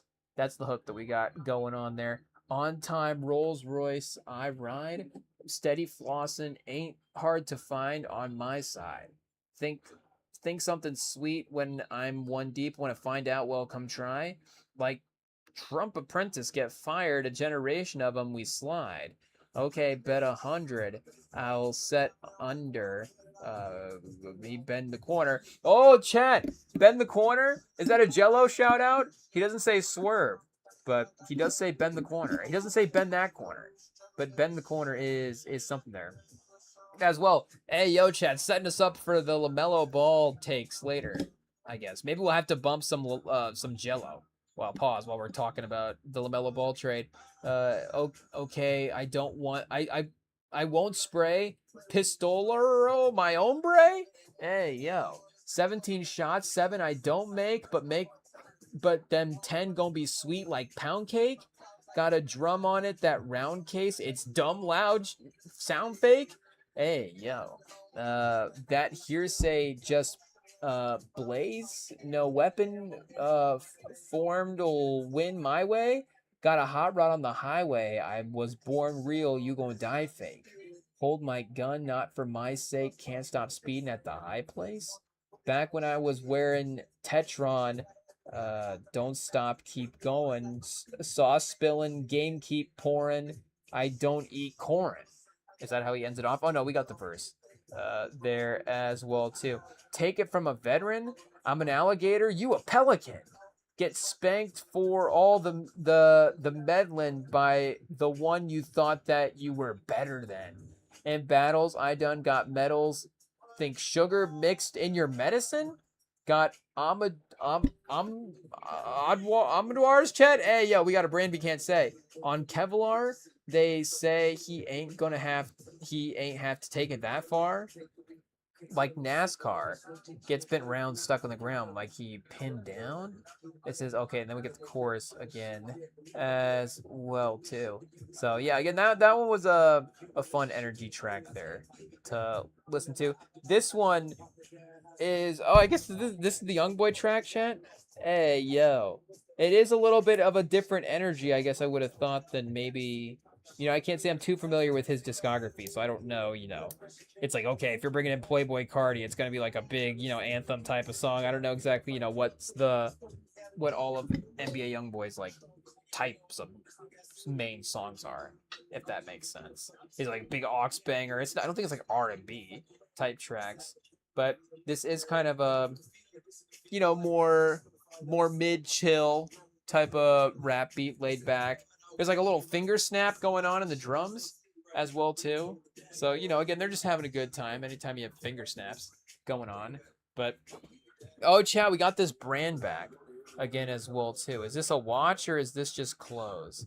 Let's see what we got going on here for. Oh yeah, this is a watch. Audemars Pugua.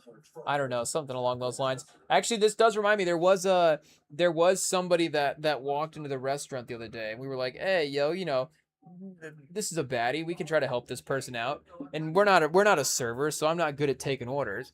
But hey, yo, I guess I don't know if that's a double entendre or not, but I was like, okay, I'll wander over and see if they need anything. And I was like, what do you drink anything besides water? I was like, I thought they were gonna get an iced tea, and they got like the most expensive like French glass of whiskey. Like, oh, can I get the like literally like ordering a watch? And I was like, okay, like I'll just get the server back over here. I tried. I was like, I'll get you you want like a Diet Coke or something like that. Hey yo, now I gotta get subtitles to help out a baddie. Like you try to do one nice thing over here. And it's like okay, you don't have to talk down to me. I'm just trying to help you out. But I guess either way, Ti he's dropping in Brand's chat. I don't know what he's talking about here.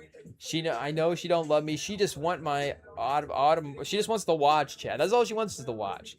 Hey yo, that's what we've been saying the whole. No, I tell her not to touch me. In a moment, I want another. He says I want another broad. What do I say? Is he talk? Is this like from a different perspective? I think. Is this NBA YoungBoy chat? This might be NBA. Oh, this is NBA YoungBoy's verse. This is a different perspective. Cryptic messages, face cards ain't good at all. They don't have him. Okay, how does he get to broad chat? Ayo, I would have assumed it was TI because that's like an older term. But maybe are they bringing it back? I don't know. Oh, here's the Marching Crimson Pipers chat. The MVP, literally chat, do we say it? The MCP of the boo. The MVP of the album. There we go. We shout out. They definitely are winning. But the beat on this one does slap, chat. I guess, do we have to pause real quick or mute real quick so I can remember exactly how it goes? But again, if you watch the video version on Spotify, you can kind of, it's a little different. You can kind of see the intro leading in there as well too. So it's a lot of fun. And again, I don't know, I feel like the marching band in hip hop hasn't been used enough recently. It is what it is. So we'll see if this is an inspiration for artists to start, bringing that in as well too. But I mean, Chad, you start getting in with the, like if Jid was, produced a couple of tracks with some HBCU bands or something like that, Chad. I don't know. Like there's definitely, again, there's definitely a lane there that, is obviously really, really great production that you get on a track like this. But does he mention the watch again as well too? Maybe that's like the running theme of the album. I guess for Ti here. I think I can make a masterpiece in New Orleans. Like I'm B3 with a Mac with me. She in tech with me. I brought her back with me for to show her some her she had never seen. I got a Mac in the stem, pull off anything. Rose gold, rolly right face, could have bought it green. White and gold links in my neck. Car her up the scene. Y'all be off guess what this cost. What the you mean? 250 what lately I've been doing half a ticket everything.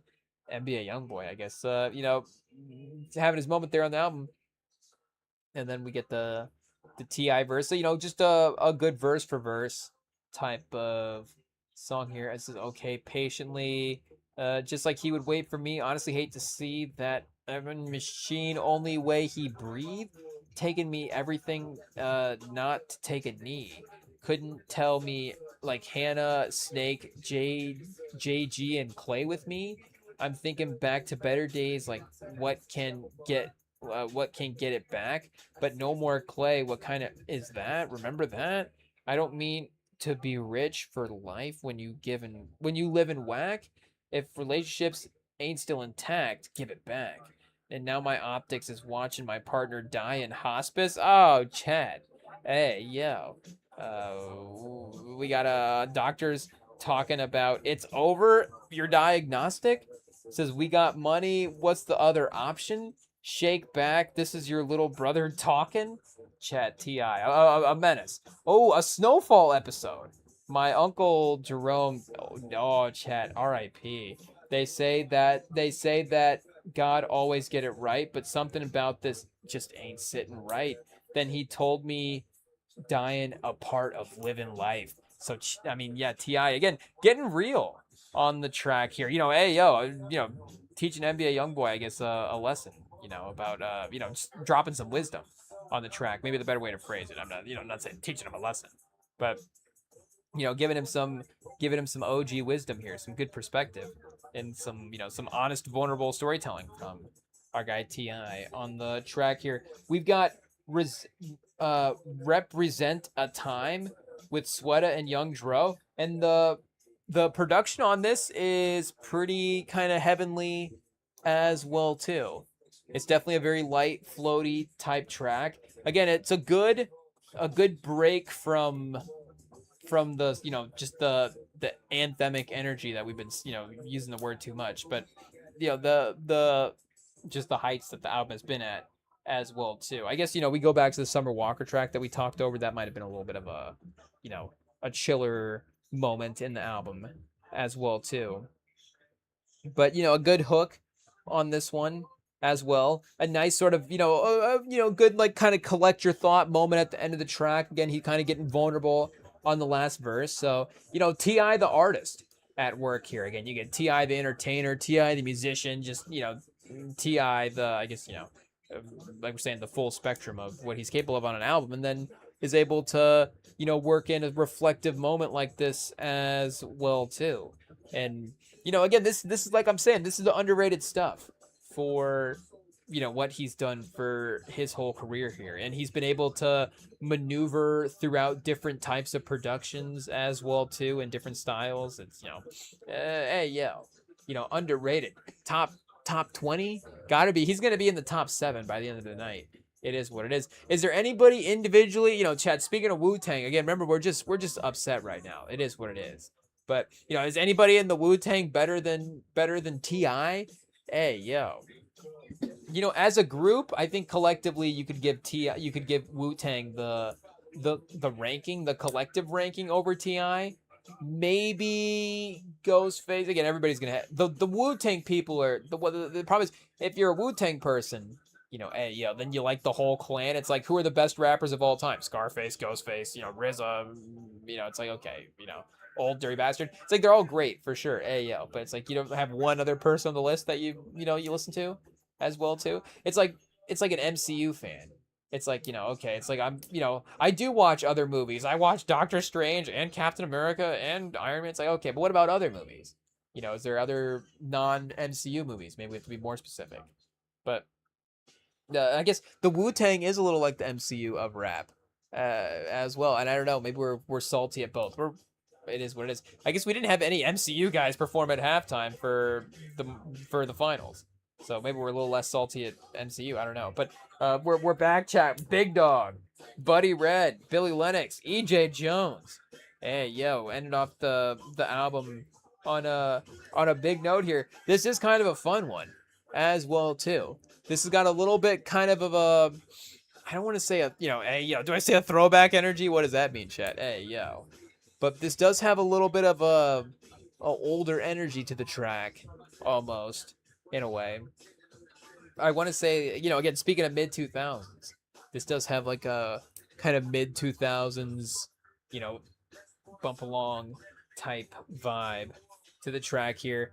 Ti again, just cruising right over the beat. Yeah, yeah, yeah, yeah, yeah, yeah, yeah, yeah. I guess that's what we got so far. We don't know the words yet, but for now, again, we see obviously this is gonna be another one. I mean, chat 2026. Speaking of underrated, I feel like 2026 is an underrated year for music in a way.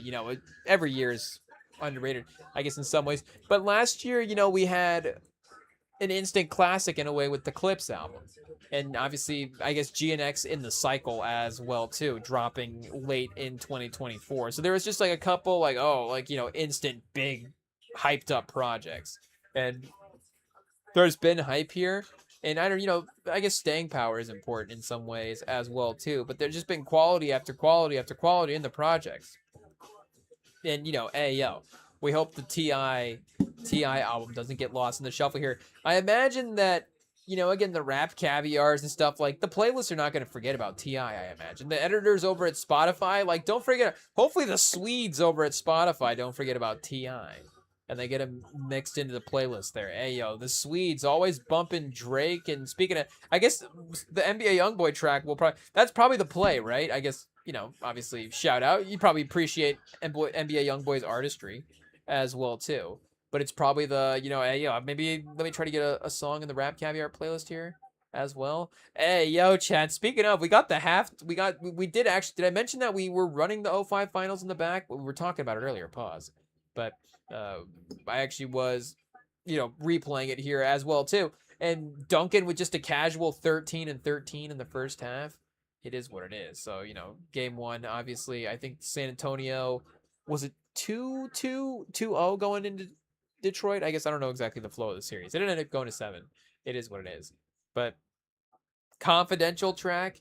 Confidential is the last track on the album here. Ti with a solo outro.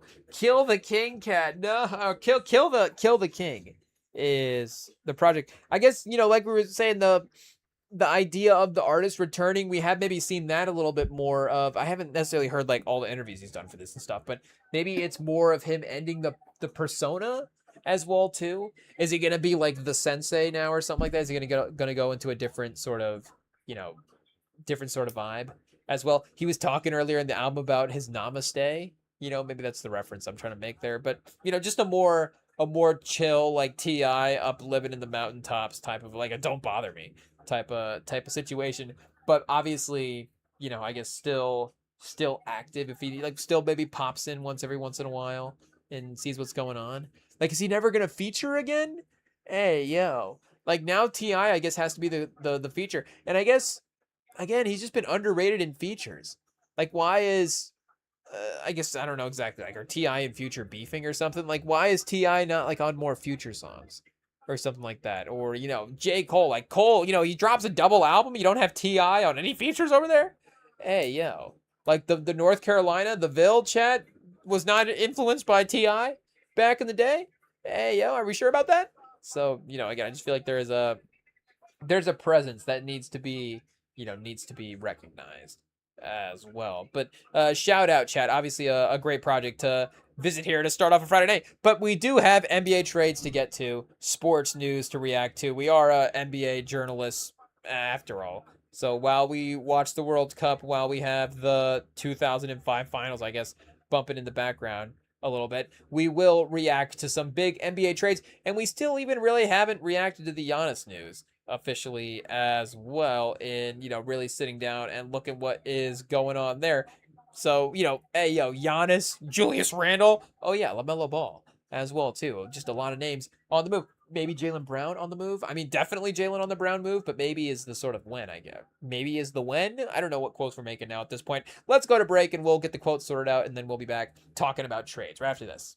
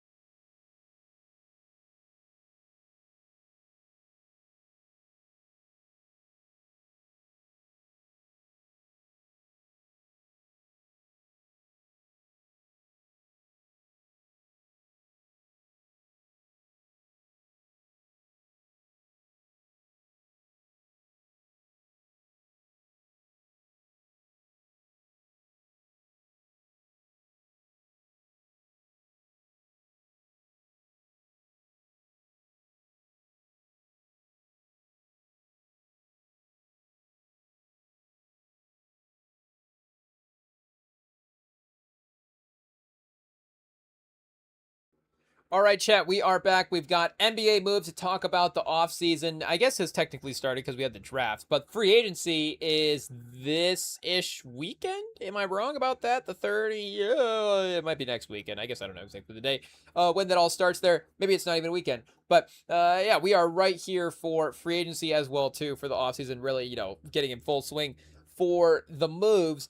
But the Giannis trade obviously was the big the wait and see move of the offseason. I don't know, maybe we got to start with the Lamelo one. I guess maybe just because the Giannis one also has been around for a couple days. I feel like the reaction for that, I've just seen lingering in the air. So, and I mean, let's be honest, like maybe it's pretty straightforward in what the deal is there for the Milwaukee Miami side of things, because and I guess maybe I guess I don't even know if the more interesting thing is the Miami side of things. I guess maybe the more interesting side of things is that Giannis didn't want to, is a title not and I guess is that the most surprising thing? An NBA player not prioritizing a title, but it's like, is Giannis in his LeBron Lakers years, essentially, where you can't say that LeBron has not been prioritizing a title in LA, but it's just more of like he'll take it if he can get it. Pause. Like it's more of a, if we happen, and I guess you can't necessarily say that because there's also been times where it's just like aggressively like, okay, let's disrupt the team in a major way but it's like, let's be competitive. Let's at least have a shot. Let's at least have the illusion almost, just building the illusion that you can compete for the title. But again, at some point in the LA era, again, it became about the fact that LeBron wants to be in LA, and he's raising his kids in LA. He wants his family to be in the LA scene for that part of their life and for their kids. Again, I think specifically for Bronny and Bryce, basketball wise, I think he wanted them to be in the LA basketball system and be playing there as well too. And now that they're not, playing in LA anymore, now that they're out of high school, they're in Bryce is in college still. I believe he's back in Arizona, right? I guess we haven't necessarily been following the journey as close to there, but Bronny's now a professional in his own right as well too. So, and Bronny's gonna have his own kid. Like LeBron's gonna be a grandpa. So I guess he can't necessarily stay around for that kid to be at Sierra Canyon as well too, maybe. But hey, chat, Bronny 3 in the league, chat. Hey, B3. I guess I don't know what we already got a nickname for him, chat. Hey, that's what recruiting class is B3 in? Hey, 2047. He's the number one recruit in 2047. Hey, I don't know.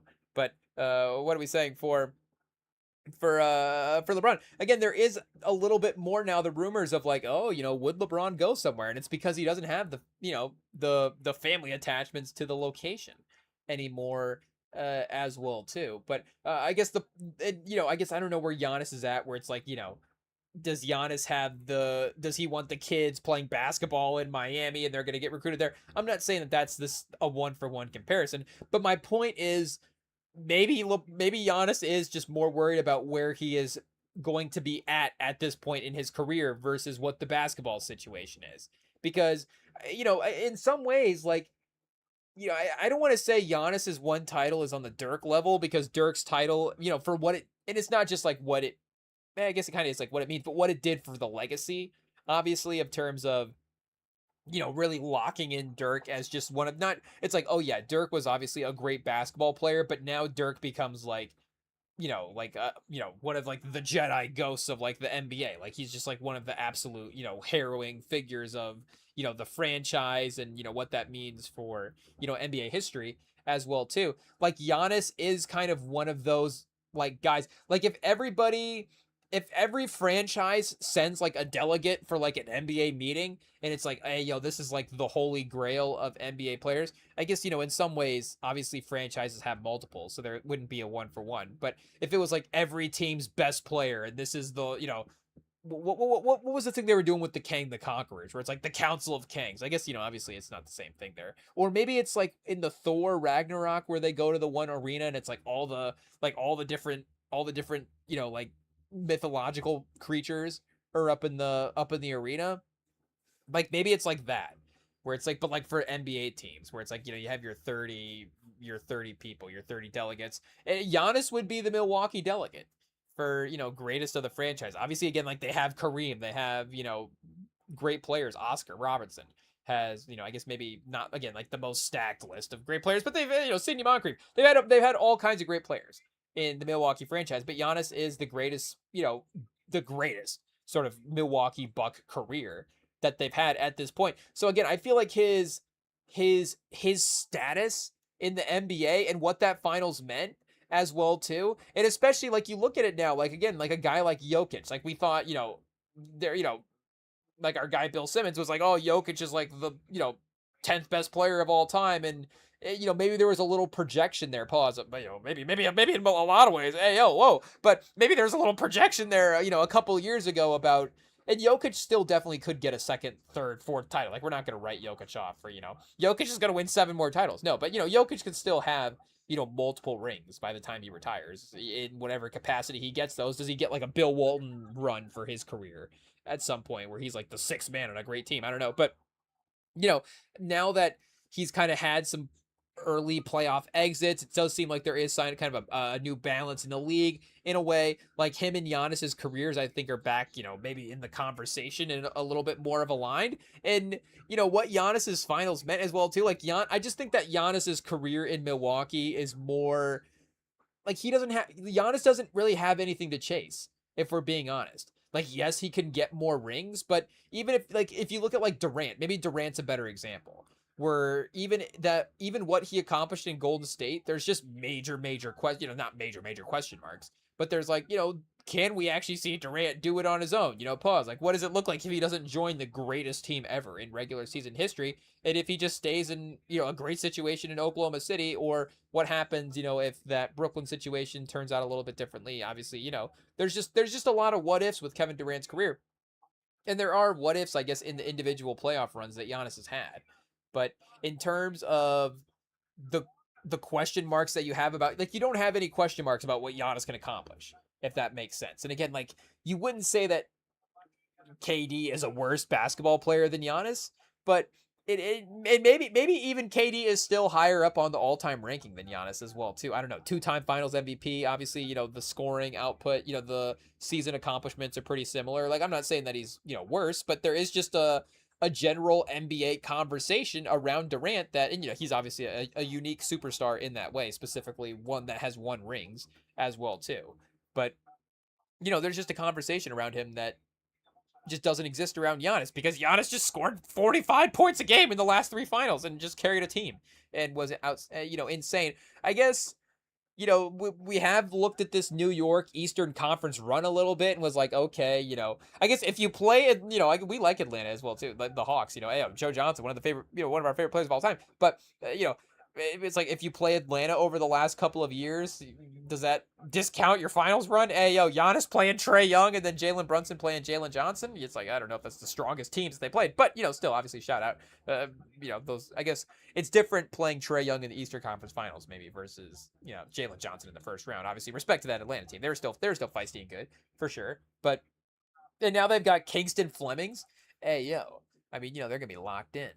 But what are we saying for for Giannis? There's just no question marks that he has to answer by going somewhere else. Again, he can just up the career by joining, and that's what I was saying. Like, if he wants to join San Antonio and just win titles, or if he wants to go to OKC and just win titles, or Denver, or whatever the situation is. I don't know if Golden State. I guess Boston, maybe. I think a little bit more, and I guess it is just the Tatum to Bam factor. Like, I think Tatum's just a better teammate than Bam is. All due respect to Bam, like, that's no criticism. It's just Tatum's been a first team All NBA guy. That's just, I guess, that's kind of it. Do I want to state an established fact is, again, like, a harsh thing to say. But in terms of, not in terms of points per game, Bam obviously 80 points a game, but in terms of All NBA status, the All NBA voters have been getting it wrong all these years. Chat, Bam Adebayo should have been in Tatum's spot this whole time. But what are we saying for the, and there was, I guess, obviously Milwaukee was in control as well too. I do think I did see something, or no, it was Minnesota. I saw that turned down the Celtics trade package. I guess here we can see real quick, like, Celtics Bucks offer. Let's see if we know it had to involve Jaylen Brown specifically. Hey, yo. But I don't know in terms of picks and, other assets. What was going on there? I guess the post here, we see what the post says about this. Hey, yo. This is why the Bucks passed on Celtics stunning Jaylen Brown led offer for Giannis. The Celtics weren't able to land Giannis to pair with Tatum. The Bucks superstar was dealt in a package headline by Tyler Hero and a plethora of draft picks. The Boston offered Jaylen Brown and 2 first-round picks, so nothing else. And again, the contracts, it does make sense. I guess they wanted to obviously go with the, just the collection, I guess, if I can say that respectfully, and just, get different options as well too. And we did say this going back to looking at the trade machine, that in theory, at the peak of their powers, Giannis's trade value is more than Jaylen Brown. So it's like, if you were to trade Jaylen Brown again, could you add that to what you got with Jaylen Brown to make that more than a Giannis trade, if that makes sense? So, or, again, it's like just trade Giannis and just get the whole trade package at one time. Pause. But, again, I guess the point is there also a negotiation to be had as well, too? Like, could you get one other younger player in the mix? I guess they haven't had like the, kind of sneaky lottery talent that's been sitting there as well too. It's like, okay, you throw in Peyton Pritchard, and is that enough? And I guess sending back the contract as well too. Maybe Boston didn't want to do that, but still, like, a Kuzma or a Portis expiring, like if you're worried about the long-term salary implications, that does at least help you out a little bit there as well. So, again, I guess in terms of the player for player move, obviously Jaylen Brown's just way better than anybody that they got for the Miami trade. And it is obviously, it is tough when the destination gets narrowed down like that. We did see that with Paul George going to Oklahoma City, and that ended up obviously working out for Indiana because Oladipo became really great. So there is obviously, I guess, the world where the players sort of overperform, if we could say that, they overperform their expectations for what the trade is supposed to be. But if I remember correctly, again, they got Hero. Did they get Hawkes as well too? And maybe Ware. So where might be the one piece of that?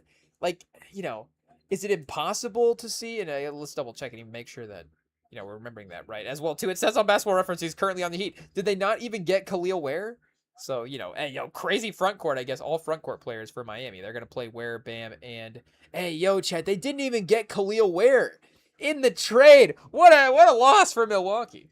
It is what it is. How do you not even get him? Pause. It is what it is. So let's double check here. I guess we can go to this boat track and just look up the team Southeast. Northwest, Pacific, Southwest. Where are they at, chat? Atlantic? Central? Oh, Central. Yeah, there they are. Sneaky under the Pacers. This is power rankings now at this point. But let's see what we got. So yeah, okay. So it's just because it's not official yet, a trade will be official on the 6th. So I guess that's why Basketball Reference itself has not updated. But they did get Khalil Ware. Okay, woo. That was close, Chad. That was close. Hero, Hawkes, Ware, and then Kasparis as well. So I guess, 20 years old point guard, like there is a real case that that's a pretty good, future asset as well too. Like there is a case that he really turns into something. Do you say again, like, are Ware and Kasparis going to be on 3rd team All NBA in a couple years? I'm not saying that that's going to be the case for both of them, but again, could either one of them individually have that upside? I think so.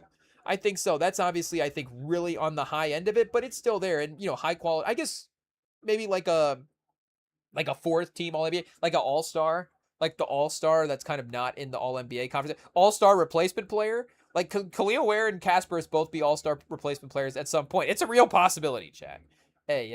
I think so. And like we said, the draft they had obviously was, very encouraging for Milwaukee fans as well too, just getting some good assets there. So at least the line, the future lineup starts to make sense. Again, Ware's 22, Kasper, I don't know, can he, he wasn't playing a ton for Miami, but I don't know if that was health or just depth as well too. There's so many guys, you can't even get on the court. But and Rollins is only 24 as well. Kevin Porter Jr. only 26, so you can still build around him. And AJ Green at 10 million a year, 27. Like that's could they get a first round pick for AJ Green as well too? I think they might be able to. Maybe you get a little bit more for him than you thought back in the day. I was like, chat, what am I hearing in the background? I think who's playing right now? I want to say, is it Egypt versus Iran in the World Cup? I think Egypt just scored. EGY has to be Egypt. Hey yo. I just heard a long pause. I just heard somebody going, go! And I was like, hey, yo, what's going on? I thought maybe it was the Spurs broadcast. I was like, what is Al Michaels doing on the Spurs broadcast back in the day, or whoever's calling the game, Marv Albert? But no, it's the Telemundo guys. Shout out on the Peacock broadcast. But yeah, I guess again, AJ Green could definitely be a valuable, and again, in the modern cap space era, maybe you just keep him around. Hey, if you build a championship, when you get your first round pick next year, then or your number one overall pick, then you're just ready to go. You have AJ Green as your starter, but as a role player next to him. But that's a valuable contract that teams could want as well too. Again, speaking of Boston, could Boston, or like New York, and again, now that Milwaukee is reset, they're not necessarily going to have to be worried about, we're making New York better. It's like you're not going to be good anyways.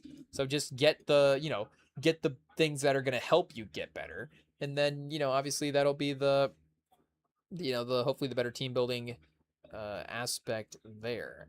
But that is, again, I feel like would not be, I guess, and I don't know exactly what the league did for the lottery protections as well too. So that definitely changed. If you can like lottery protect an AJ Green first round pick, that would be definitely, more realistic. Or, hey, yo, Chad, Ja Morant on the trade machine. Do you just go like Ja? Can you just like package the rest of your contracts and AJ Green for Ja Morant? I would do it. I would do it. Why not? Hey, yo, just see what's going on. How many years are left on the contract? Maybe we look that back up here and see what is going on. I don't know if I would do like a job for Jaylen Brown type of situation. That might be a little, might need some talking into there if you're Boston. There is I mean, the names of that does seem like at one time, that is an interesting trade where it's like the Celtics are going to have Ja Morant and Jason Tatum. Oh man. But and I guess only 2 years left in the deal, chat. So he's an expiring contract after this season. That's not too bad. You've got 3 years, Miles Turner, 3 years for 26. Ja Morant, two for 42. So would Memphis do that? Pause. They'd be like stretching the Ja Morant contracts a little bit. And then you do the Kuzma expiring. So you're at 47 right there, Chad. I mean, would you do if this is the trade, I would do this trade. Hey, yo, I think that the Grizzlies might want a little bit more. But what I was hearing in some of the draft recap stuff was that Memphis wanted the Grizzlies to throw in first round picks to to give them Ja Morant, which again, I guess with the injury stuff, sure, but that seemed a little too much. And especially again, like if the Grizzlies were good still and had like the 26th pick in the draft, then maybe you go, okay, the end of the first round pick is, because you might be looking to trade out of that anyways, like some of the good teams have been doing to help with cap space. So you just go, okay, well, if we trade that away in a Ja Morant trade that kind of accomplishes the same thing, maybe we don't get the second round player back. But you could also maybe talk about getting a future second in that or something. But again, the Grizzlies had the third pick this year, and they're trying to tank. So they're probably going to have a top, we like Cam Boozer, obviously, but they're probably still going to have a top 5 to 7 pick next year. So you're not going to trade 2 top 7 picks to get rid of Ja Morant. Hey, yo, like, come on. Like, again, as much as I can, I guess in some ways respect the opinion of it. I'm not saying I respect the way that the opinions have been said, but, maybe I can respect the opinion of, again, it's people not necessarily thinking that Ja Morant is, the number one franchise player at this point. But to think that, again, that you have to start giving up lottery, almost guaranteed lottery picks to trade away Ja Morant's 2 years left of Ja Morant's contract. Like, oh yeah, like maybe Sacramento, like, come on, just, maybe get your head out of your butt a little bit and trade for Ja Morant. Like, what do you got going on in Sacramento? Like, hey, yo, again, I guess, you're not going to trade away the 7th overall pick as well. Like, if you could have a Cuff and Ja Morant, maybe that's a little too what do you say, too similar players at that point. Maybe, again, maybe a Cuff is the sort of Ja Morant swing at that point. But it's like, hey, yo, again, and maybe the point is just saying no, and then if you can obviously get it, maybe Sacramento's just better at negotiating than we are. Hey, yo. But it's also like, if you could take a swing on Ja Morant, like maybe that's not the worst thing in the world. Hey, yo, again, Sacramento, you're probably gonna be bad here the next couple years as well too. I guess we can just add a third team in here to this trade. Let's double check this Sacramento roster here real quick. Hey, yo, he's gonna step on the Sabonis minutes. Oh no. Yeah, you got Zach LaVine. Like, just make that trade. It is what it is. Who cares if Memphis is way better? What are you doing with Zach LaVine this year? Winning 26 games. Win 26 games with Ja and see if you can win, 42 instead if he's good. Hey, yo, it is what it is. Like, yeah, I guess, is Zach LaVine a free agent now? Maybe this is an unupdated salary cap. No, 26, 27. I think we're gonna say it's accurate. We're gonna say that Zach LaVine's an expiring. And if you're Zach, like does Zach LaVine not play well next to Cam Boozer? Hey, yo, like Zach LaVine is just a better guard fit next to Boozer than Ja Morant is, right? Because at this point in his career, I don't know, he's a little more size in the lineup. The scoring kind of, I think, could be a little bit more off the ball with Boozer as the point guard. Again, Ja, you have to maybe run a little bit more offense through Ja, but I guess you could. The thing is, you could probably still get a little bit more for Sabonis, so maybe that is just a real gamble. But even even DeMar DeRozan and DeAndre Hunter, I guess trade them both for Ja. Who cares? Hey, yo, you're not gonna re-sign any of these guys, so just take a swing, do something. Be exciting as a franchise for once. Hey, yo, at least there's like a 2-week conversation if you're bringing in Ja the first couple weeks, like Ja in Sacramento. I don't know, Chad. Hey, yo. Like I was, I guess we tried lightly with the comparison, but I was watching some Jason Williams highlights today, and just again the idea of having a fun, flashy point guard in Sacramento, like that does work. Hey yo, Mike Bibby, like I think maybe Sacramento. I think hey yo, John Morant. There could be something. I don't I don't want it to be like a punishment. Like how do now he's in Sacramento. Hey yo, but I was just I was listening to Scalabrini. Speaking of clips, there was a clip of Scalabrini reacting to a player that was like went to his basketball camp, and he was like, "Oh yeah, shout out! He was at my basketball camp. The Scalabrini basketball camp really makes great players." And they were like, they traded him to the Kings, and he's like, "Never mind, don't go to the Scalabrini basketball camp because they're gonna trade you to the Kings." And it's like, "Oh no, we're not trying to do that to Ja Morant." But still, just from a basketball team building standpoint, like come on. You need you need 3 first-round picks to trade. And Zach LaVine's still good. I'm not saying that Zach LaVine's not nothing. But again, you're not re-signing Zach LaVine. So yeah, so you're gonna trade Zach LaVine for 3 first-round picks. Maybe you get a first-round pick for him, and I understand that, that is good, that is great value. But also Ja Morant could still be like a pretty productive player. I guess the thing would be, the re-sign for Morant as well too in a couple years. But Ayo, sell you have an exciting player there while Darius Akup, is working on his game. And maybe he can be inspired by Ja Morant as well too. I don't know, learn from Ja Morant, but he can be inspired by Ja Morant. Potentially, but maybe again, Turner and Kuzma for Ja Morant if you're tanking this year for Milwaukee. Why not? Who cares? Just do it. Pause. And then if you're Memphis, yes, you have maybe an extra year that you have to pay Miles Turner there, but Turner at 26 million for expiring is probably not too bad. And then Kuzma again, you could let him walk in free agency or trade him at the deadline if he's pretty good. You have KCP on his option anyway, so he kind of cooked your books as it is. Kyle Anderson is an expiring. You got some obviously some resetting to continue to do here as they go forward, but yeah, obviously, there's other things I guess that Milwaukee could do with this trade. So I guess in some ways I like this trade for Milwaukee just because I guess, the possibilities are endless. I don't know. But, and, I guess we love Giannis. So Miami getting Giannis is not going to be a bad thing. They're going to win 50 games with Giannis and Bam. That's just what it is. Like Giannis is just that good. And, Wiggins is still obviously really, really productive as well, too. Like Davion Mitchell as a point guard is, obviously a little Drew Holiday light-ish for sure. Obviously Drew Holiday's borderline Hall of Famer. So, be respectful for the comparisons that we're making. But, still brings a similar skill set there. So we know that play type works really well next to Giannis as well, too. And Jovic could be crafty. Hey, like he's still obviously, is this an extension that he signed? 16, 14, 15, 16? So they're paying him here as well too. Hey, yo, maybe that's why they didn't. That's why he didn't get thrown in the trade, potentially. And then Wiggins, I guess, hey, yo, we're gonna steal a Russillo line here. Wiggins can report that he's picking up the $30 million option. I don't know, but I think that is probably gonna be a pretty safe thing to assume. And again, speaking of Miami, you probably assume that Wiggins would want to hang out there for a little bit longer as well. So that is a decent starting lineup. Again, the bench is obviously going to be a little bit of a concern so far. So, they'll have to figure out some minimum guys to work on it there. And I think the thing would be like maybe in season 2 you could kind of work the bench, because we did see New York eventually get to that place where it was productive, and maybe it would be a Jovic trade at some point, like a second Jovic trade, a 2-for-1 at some point. I don't know what exactly that would be quite yet. And Miami's always able to have with Spoelstra like the random guy as well too, like Gabe Vincent or something can just be a productive player. So I guess who's going to be, we'll definitely, maybe Miami goes to the #1 summer league watch list, because it's like, okay, which of these guys from this Miami summer league team is just going to be scoring 14 points a game in the Eastern Conference Finals this year? Hey, yo, I don't even know. Do we have that announced yet?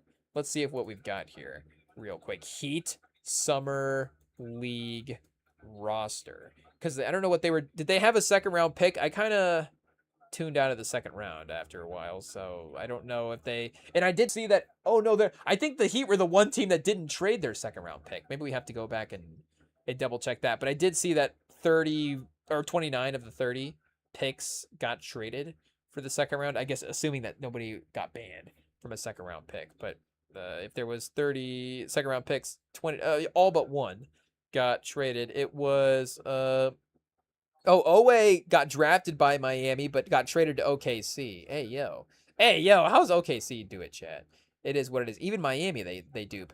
But, okay, who went to Miami? I guess this guy traded from the Lakers via Toronto, Miami, and Cleveland. I don't think so there. So, wait, who was the one guy that didn't get traded? Oh, the Raptors. That's what it was. Jaden Bradley to the Raptors at what, number 20 in the second round? 50, which is a pretty good pick there as well too. But Ryan Conwell from Louisville. I guess OKC traded him for Owe. Okay, I guess I kind of like, Conwell's going to be that guy. I kind of like Conwell. Conwell's pretty good. A capable long-range shooter who works well off of his shot, strong, quick plays, undersized for a shooting guard, not for and not most natural playmaker. He's 6'4" though, so this is with shoes. I think that's kind of fine, honestly. Again, undersized in a shooting guard. If you're playing with Bam and Giannis in your front line, I guess you just kind of have to look at the team situation there. But it says, yeah, playing 4 years, 37% career from 3, so consistent, good enough, plays hard, pause. Doesn't have elite shot making, hey, yo. So, they keep, or elite, not an elite shot maker, it's not an elite playmaker as well, too, hey, yo. But, again, you got Bam scoring 83 points a game, so you just need him to kind of, be in the corner. And that Gabe Vincent type as well, too, like we're saying. Just kind of some crafty secondary play, bring the game out the perimeter. What are we saying? Spacing. Hey, yo.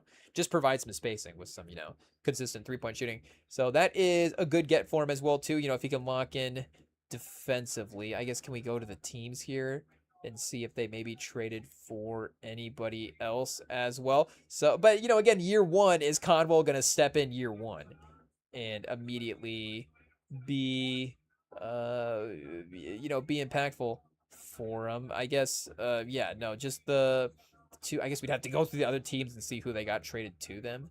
Hey, yo, maybe ESPN could be a little bit more helpful there with the way that they have it listed. But yeah, it looks like for now that would be the one, main piece that they would be able to get there. And we could look as well too, free agents here and see, who is gonna be in the maybe more minimum contract side of the market. Hey, yo, do they have all this stuff behind a paywall now? Hey, yo, come on, Spotrac. What are we doing? What are we doing? This is it? Oh, signed. Okay, available. Here we go. I guess, yeah, Trae Young with the extension. Reeves locked down now. I guess he could still get traded, though, as well. But, hey, yo, Levine mid-level exception. Oh, Mamushvili, Chad. That's who Mamushvili. He did have that hot 3-point quarter that one time for San Antonio. But you got Connaughton right now with like a club option for Charlotte. So like if if they decline Connaughton's option, like that's a Giannis teammate. They're like, yeah, bring Connaughton back.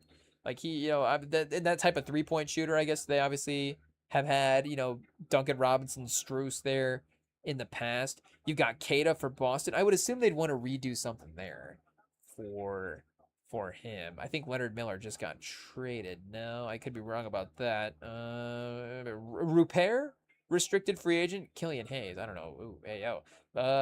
Omax.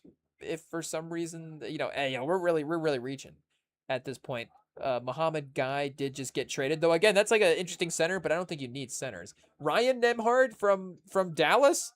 Hey yo. That might be like the one real swing move that you could make there would be Ryan Nembhard or bringing in Cam Thomas. Hey, yo, imagine Cam Thomas in Miami. Like Spoelstra finally figures it out, chat. That could be insane. I would do it. Oh, Ousmane Dieng, restricted free agent. Bring Ousmane. They should have done more for this trade, chat. See what I mean? Miami could have got Ousmane Dieng in this trade. Hey, yo, Giannis and Ousmane Dieng. Pat Riley, he's losing a step. Hey, yo. Does he need to call the REMINGTOM pod? We're keeping an eye on some of these players for you, Pat Riley. So if you just need to take a, one more quick scan of the roster and be like, who am I missing? We're like, Ousmane Dieng. You need to get Ousmane Dieng in the trade. He's a must have for sure. So, DeAndre Ayton, chat, player option, $8 million. Maybe he declines and he's like, oh, wait a second. That was a bad idea. And now he's just on a minimum contract in Miami. But Gabe Vincent at 30 is unrestricted. Is he going to get another double-digit payday from a team? I don't know. Thibault could be interesting. I don't know who's the guy that's going to get a little underpaid than we think. They will have to also figure out the Norm Powell situation. So if they do that, if you do bring in Norm Powell, what are the cap holds here? We didn't look at the cap holds for Miami. Dwayne Wade somehow still making $2 million a year, chat. But they're laundering money through 45-year-old Dwayne Wade. How is Dwayne Wade an unrestricted free agent cap hold here? I don't know what's going on. And Haslam as well, chat. Hey, yo, Pat Riley really is a mobster. Maybe we don't ask too many questions. We'll just look the other way. But, yeah, Norm Powell, I guess, would be the main one. Oh, Fontecchio? They could, honestly, like, Fontecchio and Burks. Like, oh, Chet, never mind. They got a bench. Boom. We're good to go. If you got Powell, Fontecchio, and Burks as your backups, you're kind of set. So you would have Bam. You would have Giannis. I guess Bam at center, Giannis at forward, or the other way around. I guess it doesn't really matter. But Bam and Giannis, and then Wiggins as your front court, and then Davion Mitchell and Norm Powell as your backcourt, and then you would have Jovic off of the bench along with Conwell, or I guess Jovic, Alec Burks, Fontecchio as your three guys off your bench. So you would still need another backup center, and you really have no point guard at all on the roster. So that's definitely going to be a problem. But, again, I don't know what names in free agency were really jumping off the page there. Like, who's the point guard that's going to go in and run the teams? I see Quentin Grimes at $8 million. Do they have a exception that they could use here? What do they have? Let's see if it says here. Deadlines, upcoming picks, draft picks, unassigned draft picks, 1997? Hey, yo, can they recall, can they get 50-year-old Roberto Duenas from the 97 class that recall his rights? I don't know. They're like, we actually need you, man. We don't have anybody left. This is all we got. But, at the end of the day, all these moves are, is anybody going to get closer to the title than San Antonio? Obviously, San Antonio is going to have to make moves to get better in their own right as well, too. They just can't stand pat as a team. I mean, the team can get better, the players, but the roster, they'll have to, make some little moves to keep mixing it up. But, Miami, I'm not looking at Miami like, oh, Miami out of the East. Like, if they make it out of the East, then yes, Giannis could torch anybody in the finals for sure. He's that terrifying. It's, do you say LeBron-esque? Absolutely. I guess absolutely is, I'm like 98% absolutely.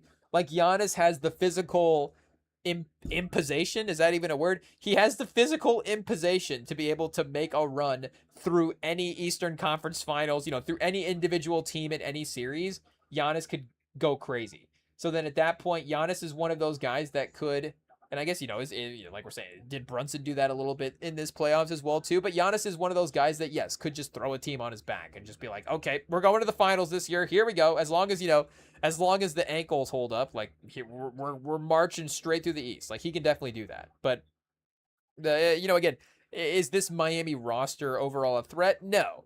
So I think it is, city-based, scenario-based, situation-based, what he was looking for. Again, Boston in that list definitely obviously means I guess there is some title contention stuff in there. But maybe he was really just going like, I'll say Boston and then just go to Miami. Because it's always been Miami, right? Like Giannis has been rumored to go to Miami for like 7 years.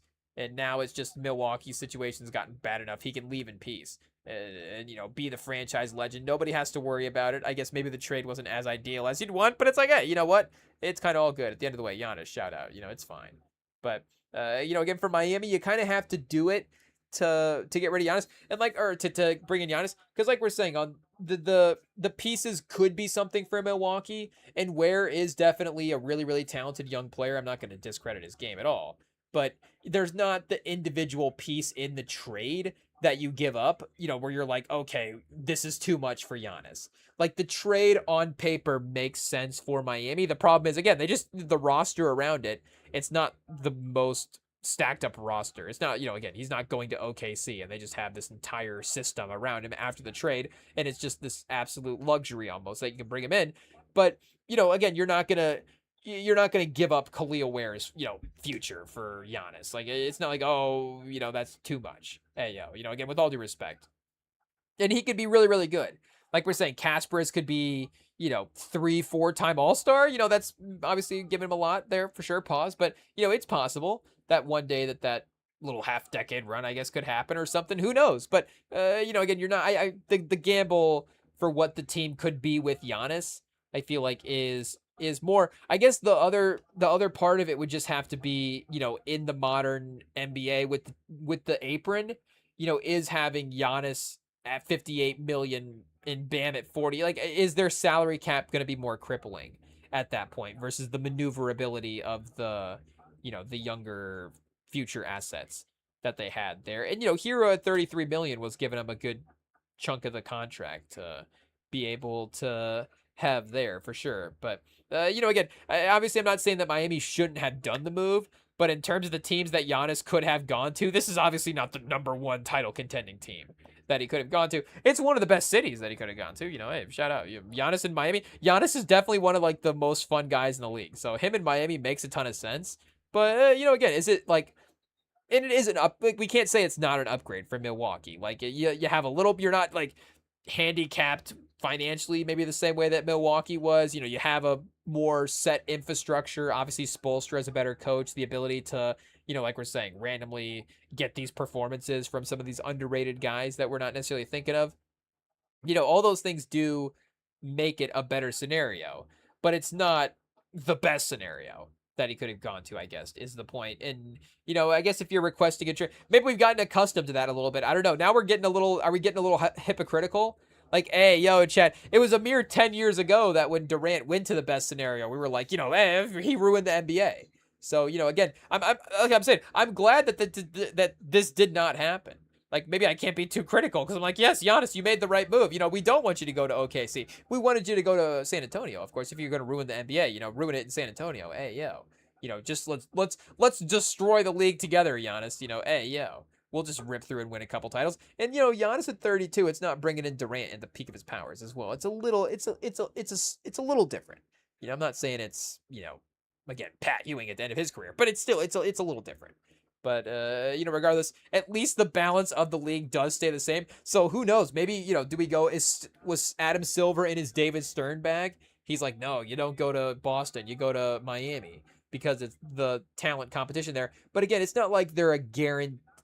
Well, I don't know. Tatum and Giannis is pretty crazy. Like you do have, if Tatum is back healthy, fully, you do have arguably, and I guess the league hierarchy is a little different now. Shea, Wemby, Brunson in the mix now, but you have arguably two of the 8 best players in the league at that point.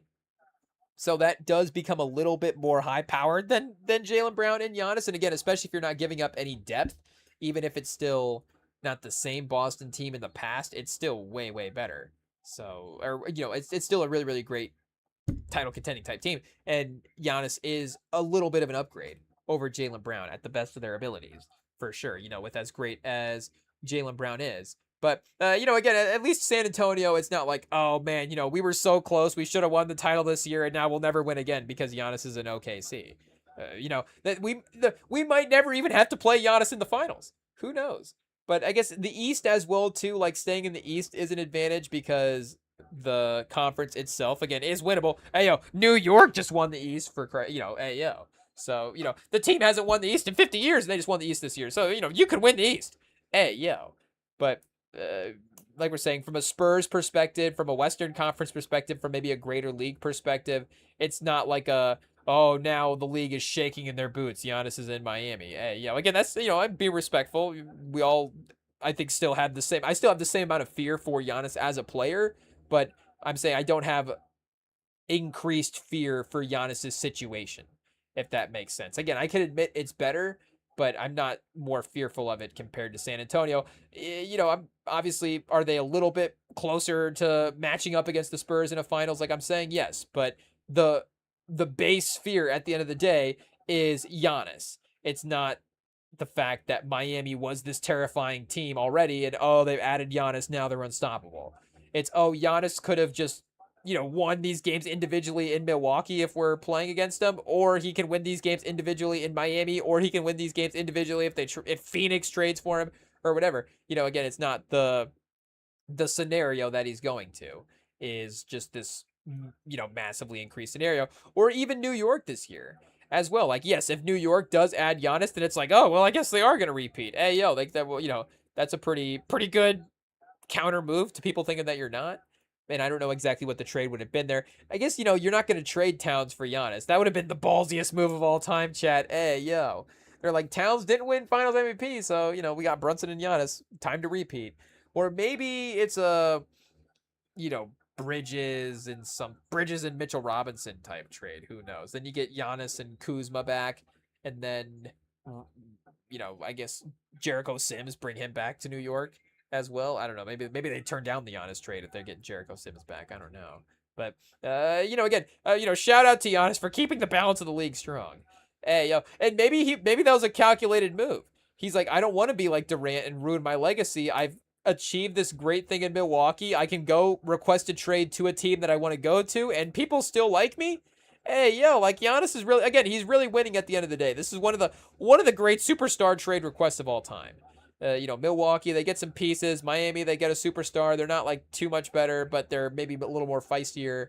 And Giannis gets to play. We get to see a competitive Giannis again as well too. And that Miami crowd, Giannis with that Miami crowd, it's going to be great as well. Davion Mitchell, he'll be a better player, I guess, as well. But we do also have, I guess, the Lamelo Ball trade to mention as well. Like we said, this was the unexpected move that was made. I get, do we say all off season? I don't know if it was like, again, like a 10 out of 10 shock. It's not the Luka Doncic trade that, Lamelo got traded here. But it is I would say, is an 8, I was probably an 8 out of 10 surprised when I saw it, to be honest. And it wasn't, again, like Minnesota acquiring LaMelo Ball. I was like, oh, that's a good, a good move, a good gamble for him to try to take a swing on a player like that.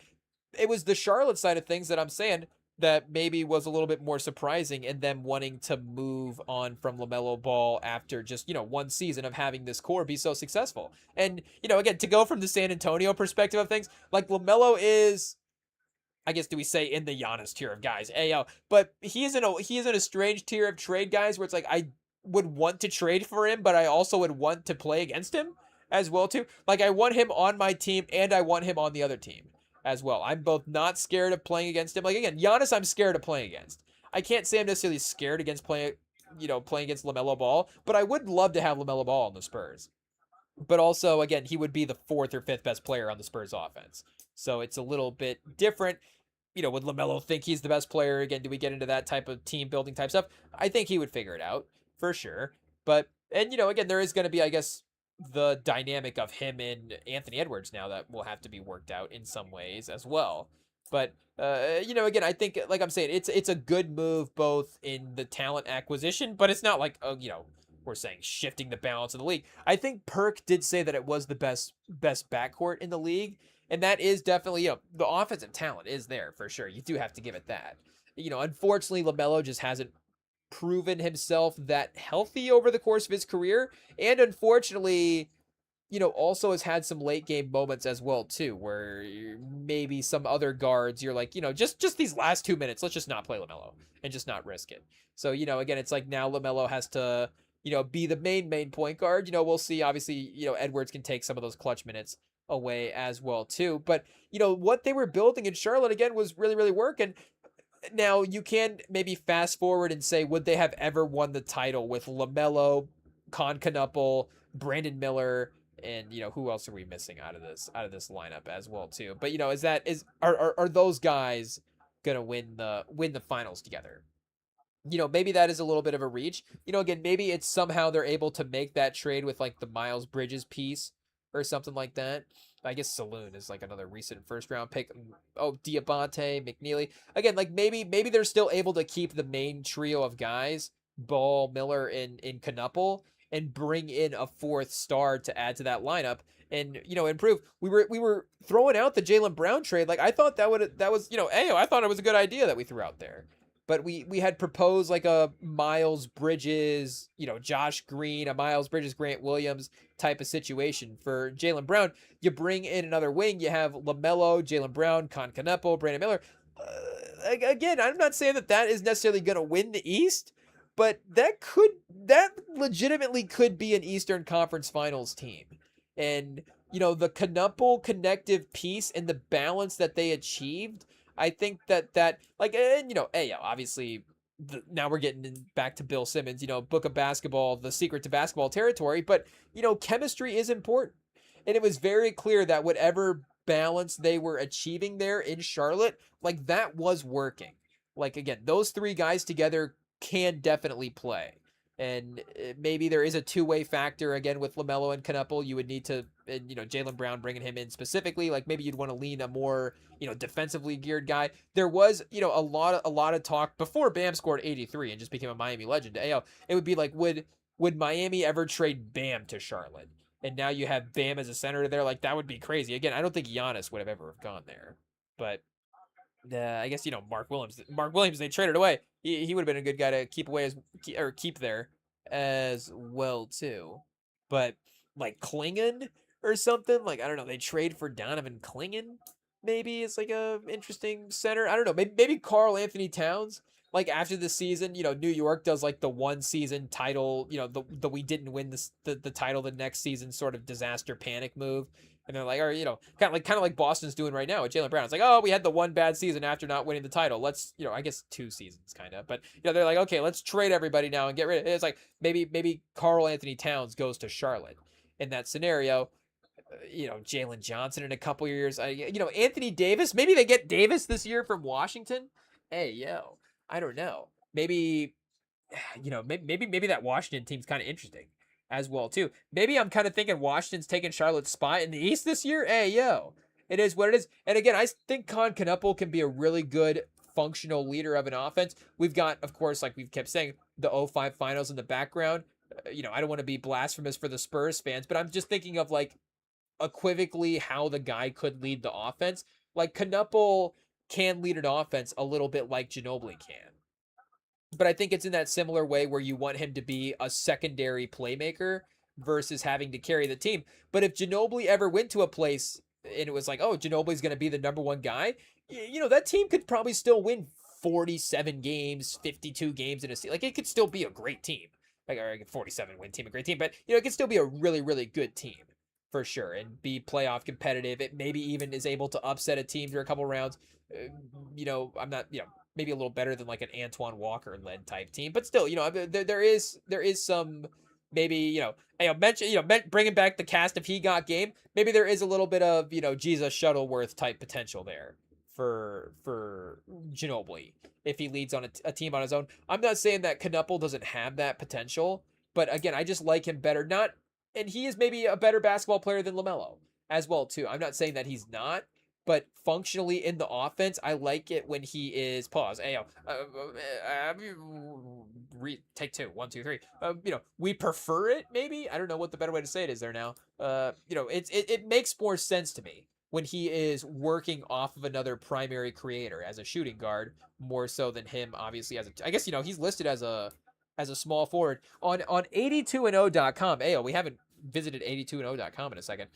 You can get Concanupple as a power forward as well too, which again I'm thinking more he's like a 2 guard 3 guard combo, but I guess more of a 3 guard power forward combo either way. So I guess we don't really know what position Concanupple's going to play going forward.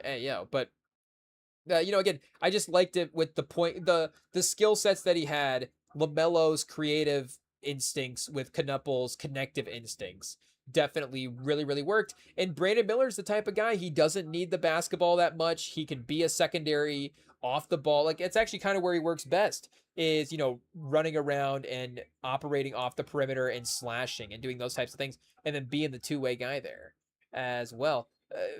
Like that was really the start of something.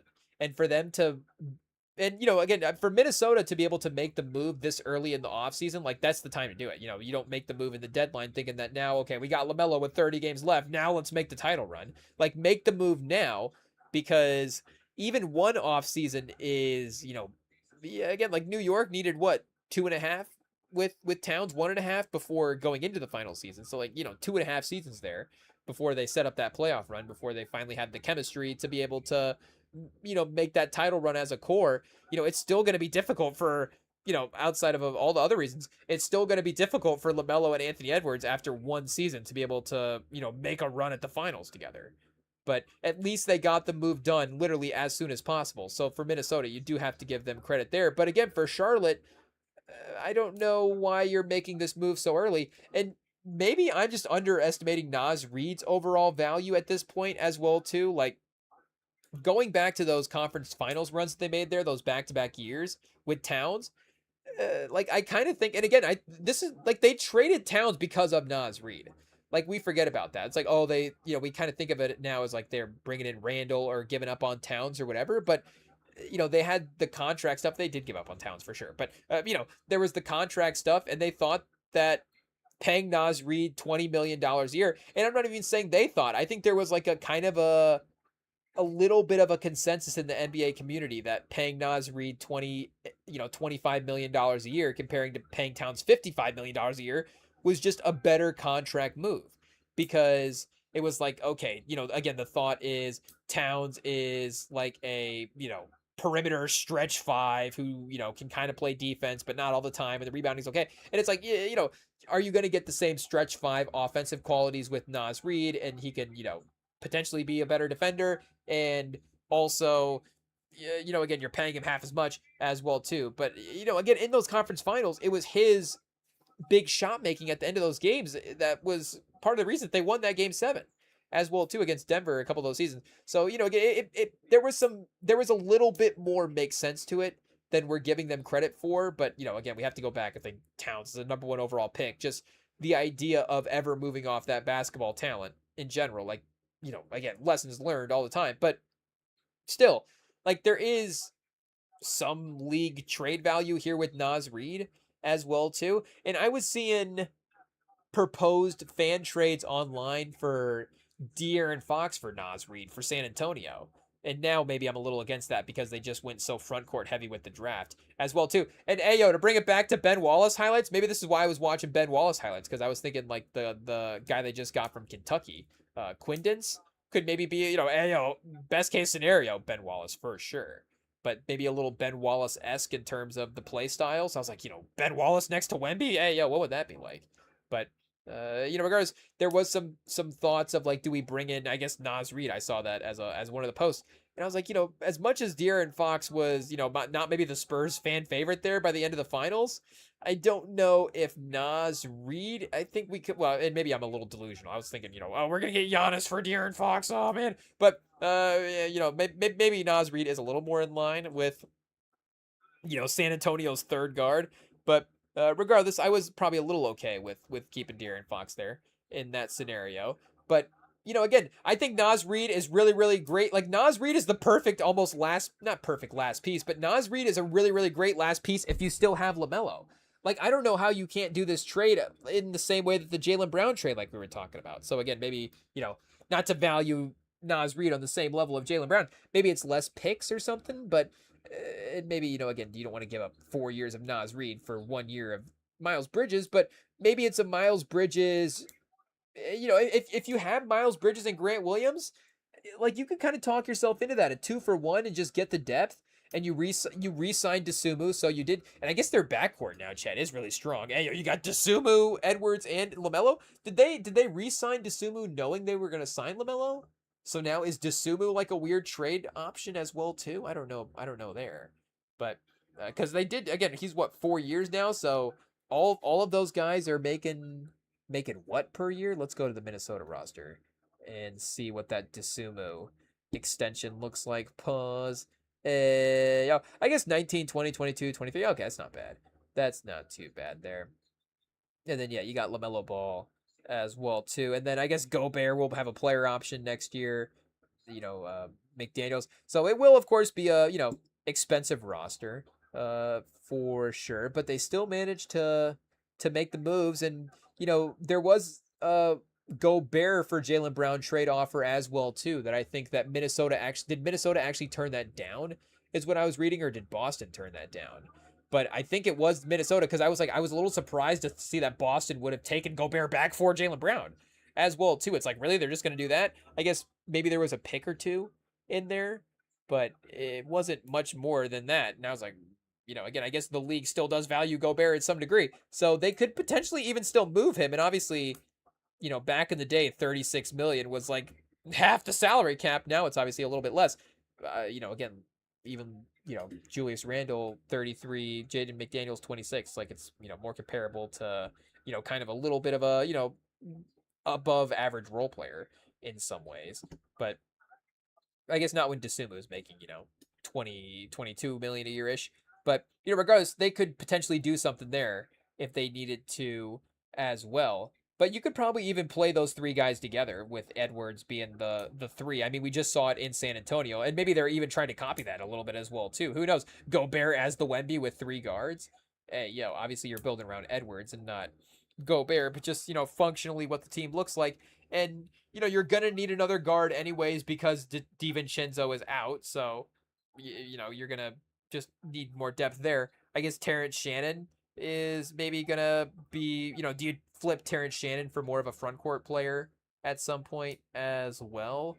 But if you have LaMelo, Dasumu, Edwards, Gobert, and Jaden McDaniels, I think you can have all three of those guys out there. Again, it's a really interesting lineup.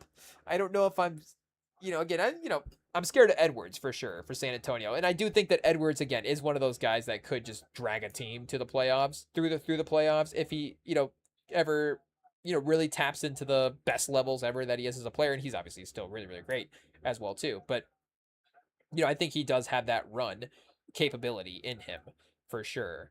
But, the team itself, still, I would prefer the Spurs roster over the Minnesota roster. But, again, I don't know exactly the Charlotte mindset here. Outside of, I guess, the contract stuff, the league, there is, I guess, a consensus that LaMelo is a little overpaid. So, Minnesota overpaying a guy, like we're saying, they're not necessarily against that in some aspects. But, yeah, I just thought that you could have maybe at least given it one more season in Charlotte there to see what that core could have been, tried to bring in a move. And again, Nas Reed, LaMelo, Brandon Miller, that's an interesting team. That is a really interesting team, and it makes sense, like we're saying, Minnesota bringing in more players like that. But, yeah, Chad, I think Charlotte might I'm not saying they, like, killed their franchise future, because Brandon Miller and Concanepple could still be really, really good. And again, Nas Reed could still be really, really good. But having that connected point guard, I guess it's the Kobe White piece of it, right? They're thinking that Kobe White's going to give you the LaMelo Ball production. And, on paper, analytically, he might. But I don't know. There's a spice to life that LaMelo Ball gives you, Chad. Hey, yo, pause. It is what it is. And Kobe White is only 1 year older than LaMelo Ball as well, too. Do you think Kobe White, for some reason, has the vibe of like a 31-year-old guy? It is what it is. So maybe that is going to make me, walk back the criticism like just a little tiny bit, because at least, you know, again, you do have a viable point guard option there. It's not like they're going to be cooked at the point guard spot. But, you know, that doesn't mean I like them better with Kobe White versus LaMelo. Maybe that's, you know, a bad basketball take, and end of game scenarios, like I'm saying, there were moments where it's like, is Kobe White more functionally making sense? So, you know, it is what it is. But regardless, like we're saying, the LaMelo Ball factor is something that is, you know, a little irreplaceable as well too. The high level plays that he's able to make as well. You know, again, what the heat check offensive moments that he could have. Again, what his passing instincts, like his offensive instincts and setting guys up, are just, you know, something that you can't teach, and some of the best in the league as well. So, you know, is you know, Halliburton, is there a little Halliburton for what his game could be at the best? I mean, absolutely. He could be that type of player, and, you know, be a guy that locks in defensively as well too, the way that we saw Halliburton do in the playoff runs for Indiana there. And, you know, McNeely, I guess, on Charlotte. Like, Charlotte still has some good players. Like, we still like Saloon as well too. But yeah, you know, again, the team was fun. The team made sense, and it's a bummer that we didn't get to see it with another year. Knuckle year 2. Hey yo. But, you know, shout out. I mean, you know, is Lamelo and Edwards less fun than Knuckle and Edwards? Pause. Probably not. So that's gonna be a, you know, all-time quotes team for sure. Just the all-time energy that they're going to be bringing. It's going to be a pain to play. Like, they're both those guys are incredibly active. They're going to be running around. Edwards defensively as well too. Again, like, at least you, in terms of the LaMelo dynamic, like LaMelo Knuckle, you know, there is a concession there that you're going to be making defensively.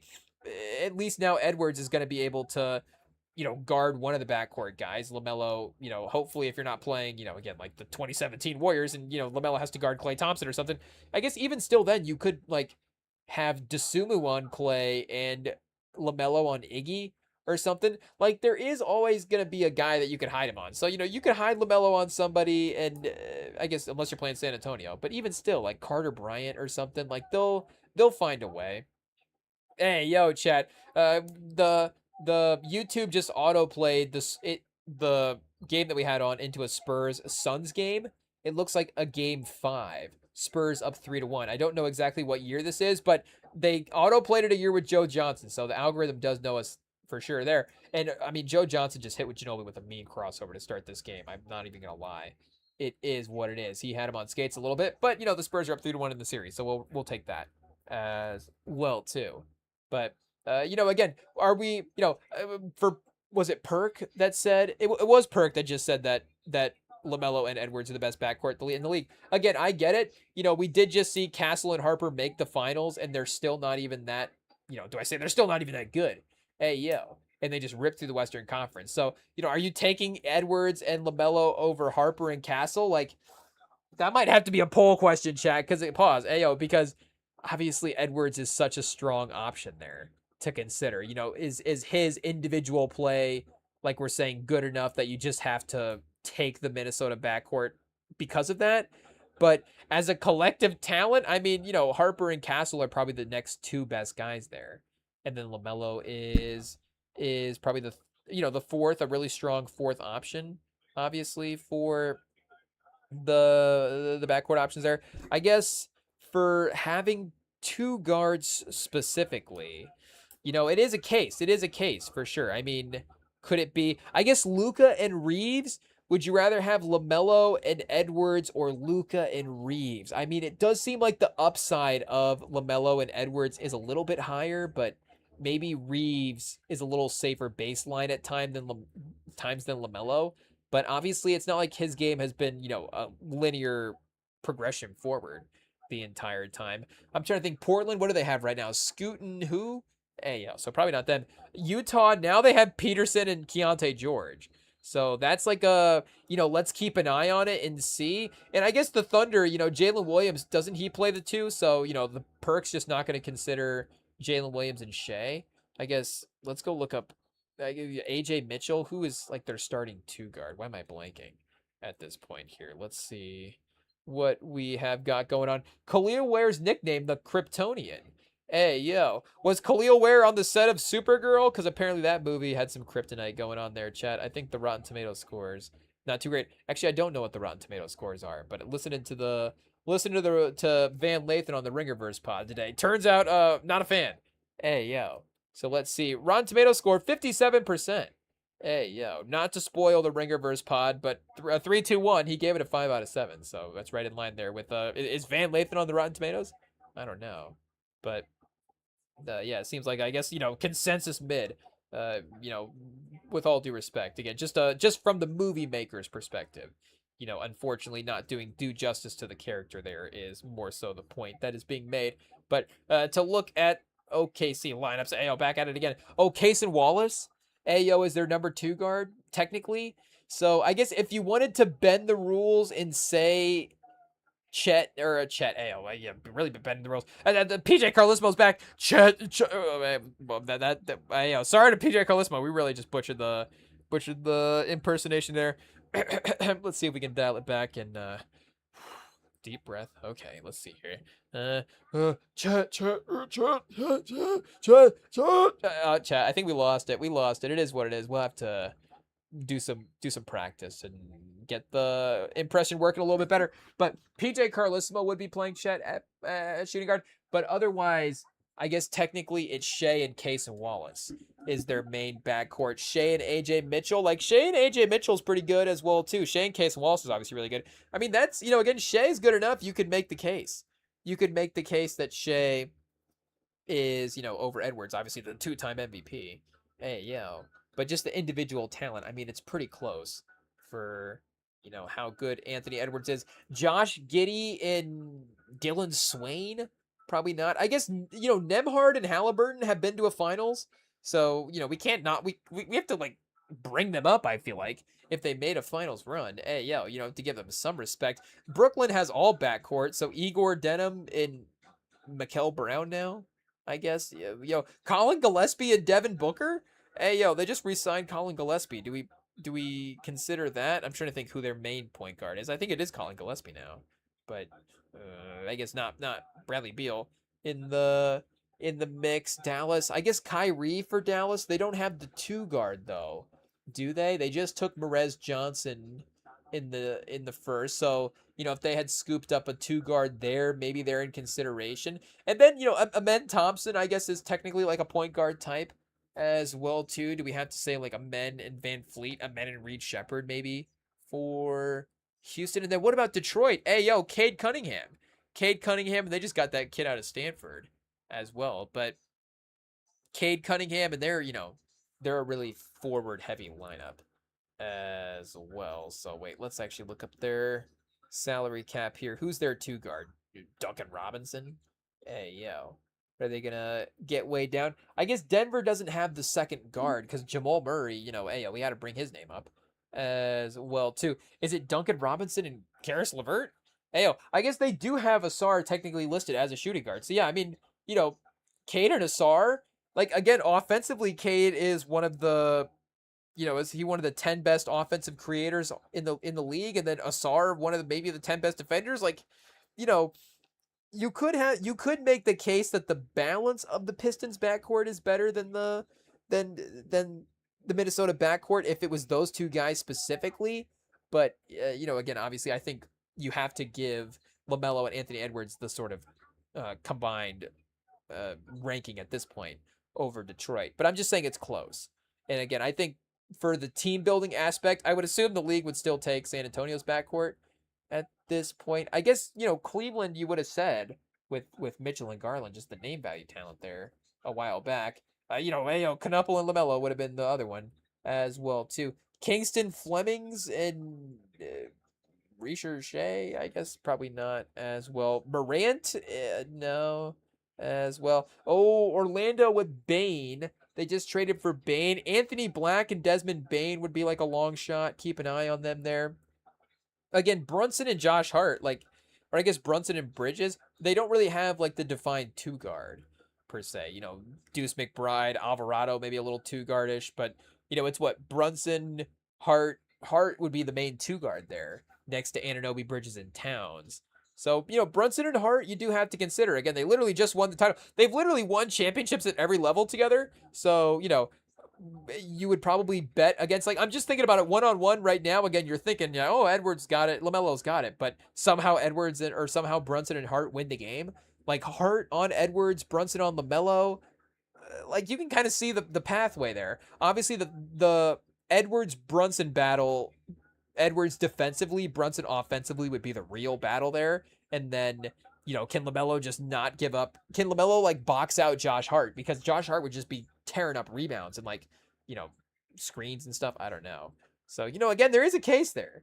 There is a case there. So I don't want to take it so personally that he said that, they were just immediately the best backcourt, but it's like, hey, maybe pump the brakes a little bit. I mean, Chad, hey, Philly just drafted Phylon there, but they've also got Edgecombe and Maxey. Like, I'm telling you, I think I would take Edgecombe and Maxey over LaMelo and Edwards, though, again, as I'm saying it, hey, Edwards is just so talented that, and maybe I have an irrational fear of Edwards for, some of the performances that he had against Jokic as well, too. Again, big bad Jokic, nobody can stop Jokic. And then Edwards, has just these amazing performances. And it's like, well, we have to respect him there for what he can do. But again, just the individual talent, it's definitely going to be up there in the league for sure. I mean, come on, we're talking about a guy that is obviously, in the face of the league conversation. But for sure, I would say Charlotte is probably if we're just doing the 4-team comparison between the Giannis trade and the LaMelo trade, I would say, unfortunately for me, and I guess maybe, again, I'm being a little overreactive, just the highlight type of it all. Hey, we've lost the LaMelo Ball highlights now. The LaMelo Ball, Miles Bridges, low-key Lob City era is over. It's never going to get the same sort of respect as as Chris Paul and Blake Griffin did, which, it shouldn't. Obviously, they were a better combo, but, it was still fun at the peak of his powers. And it was, unfortunately, some Miles Bridges storyline stuff that kind of got in the way there as well, too. And like I'm saying, I'm not locking in the Kobe White impact, maybe the amount that I should be. But regardless, that's the most bummer trade, I guess, is Charlotte being out there. But there probably is going to be a segment of the basketball community that's like, no, let Con Knuckle cook. Which is true. But, again, I would see it more. Like I'm saying, Ginobili had a better career next to Duncan. Like, as much as it would be fun to see, what does Ginobili look like with his own team? The best version of his career is obviously what happened in San Antonio. It's having a great power forward to be a defensive stalwart in the back line, but then also, the screens and the rebounding and the things that you can do offensively for Ginobili there additively. And then Parker as a on-ball point guard as well, too. Like, Ginobili had the ability to move on and off the ball. And again, that's the thing that I think that, I think Kobe White is a little more off the ball as well, too. And maybe that's the part that I'm not thinking of, that I'm not verbally saying right now, is like to maybe why I'm not locking into impact as much. But I just think Kobe White is a little bit more in the Con Knuckle lane than he is in the LaMelo Ball lane. And I think LaMelo Ball as well, too, has that versatility that if you need to run him around a screen and have him be a little bit of a movement shooter, like, he has the skill to be able to do that. But I don't know if he has chat. We just lost the, oh, there we go. It's back. It's back in. But I was able to lost the camera. But he has the skill to be that movement shooter there. For sure. Hey, chat. We got, again, back to this Spurs-Suns game that we're rerunning in the background. Amari in this series through these 4 games, 36 points a game. Woo. Hey, really, fortunate there that San Antonio is as talented, as the depth of the lineup that they do have. And maybe we go back and check, like, games missed for, I don't know, Joe Johnson, Sean Marion, maybe some of the impact guys. I don't know. Hey, Again, I'm not always certain how we got wins over some of these teams, but again, it's like, this is why Duncan's the best of the era, because you're like, I mean, we're not saying Amari wasn't talented. We're not saying these guys couldn't cook. I mean, they're going to have good performances. Hey, they're going to have good plays on Duncan. They're probably even going to force Duncan to miss some shots on the other end. But, who's got 5 finals from this decade? Timmy Duncan does. Timmy! He's the winner. So, obviously he's the guy that we are, and he's our player. So, it is what it is. But either way, for what are we saying? For the LaMelo, Edwards. Oh, for the Kobe White impact. I just think Kobe White's a little bit better as a 2 guard ish type guy. And, he will probably be able to have moments where the collective, if the collective is good enough at the end of the games, they can make it work. And it's not like LaMelo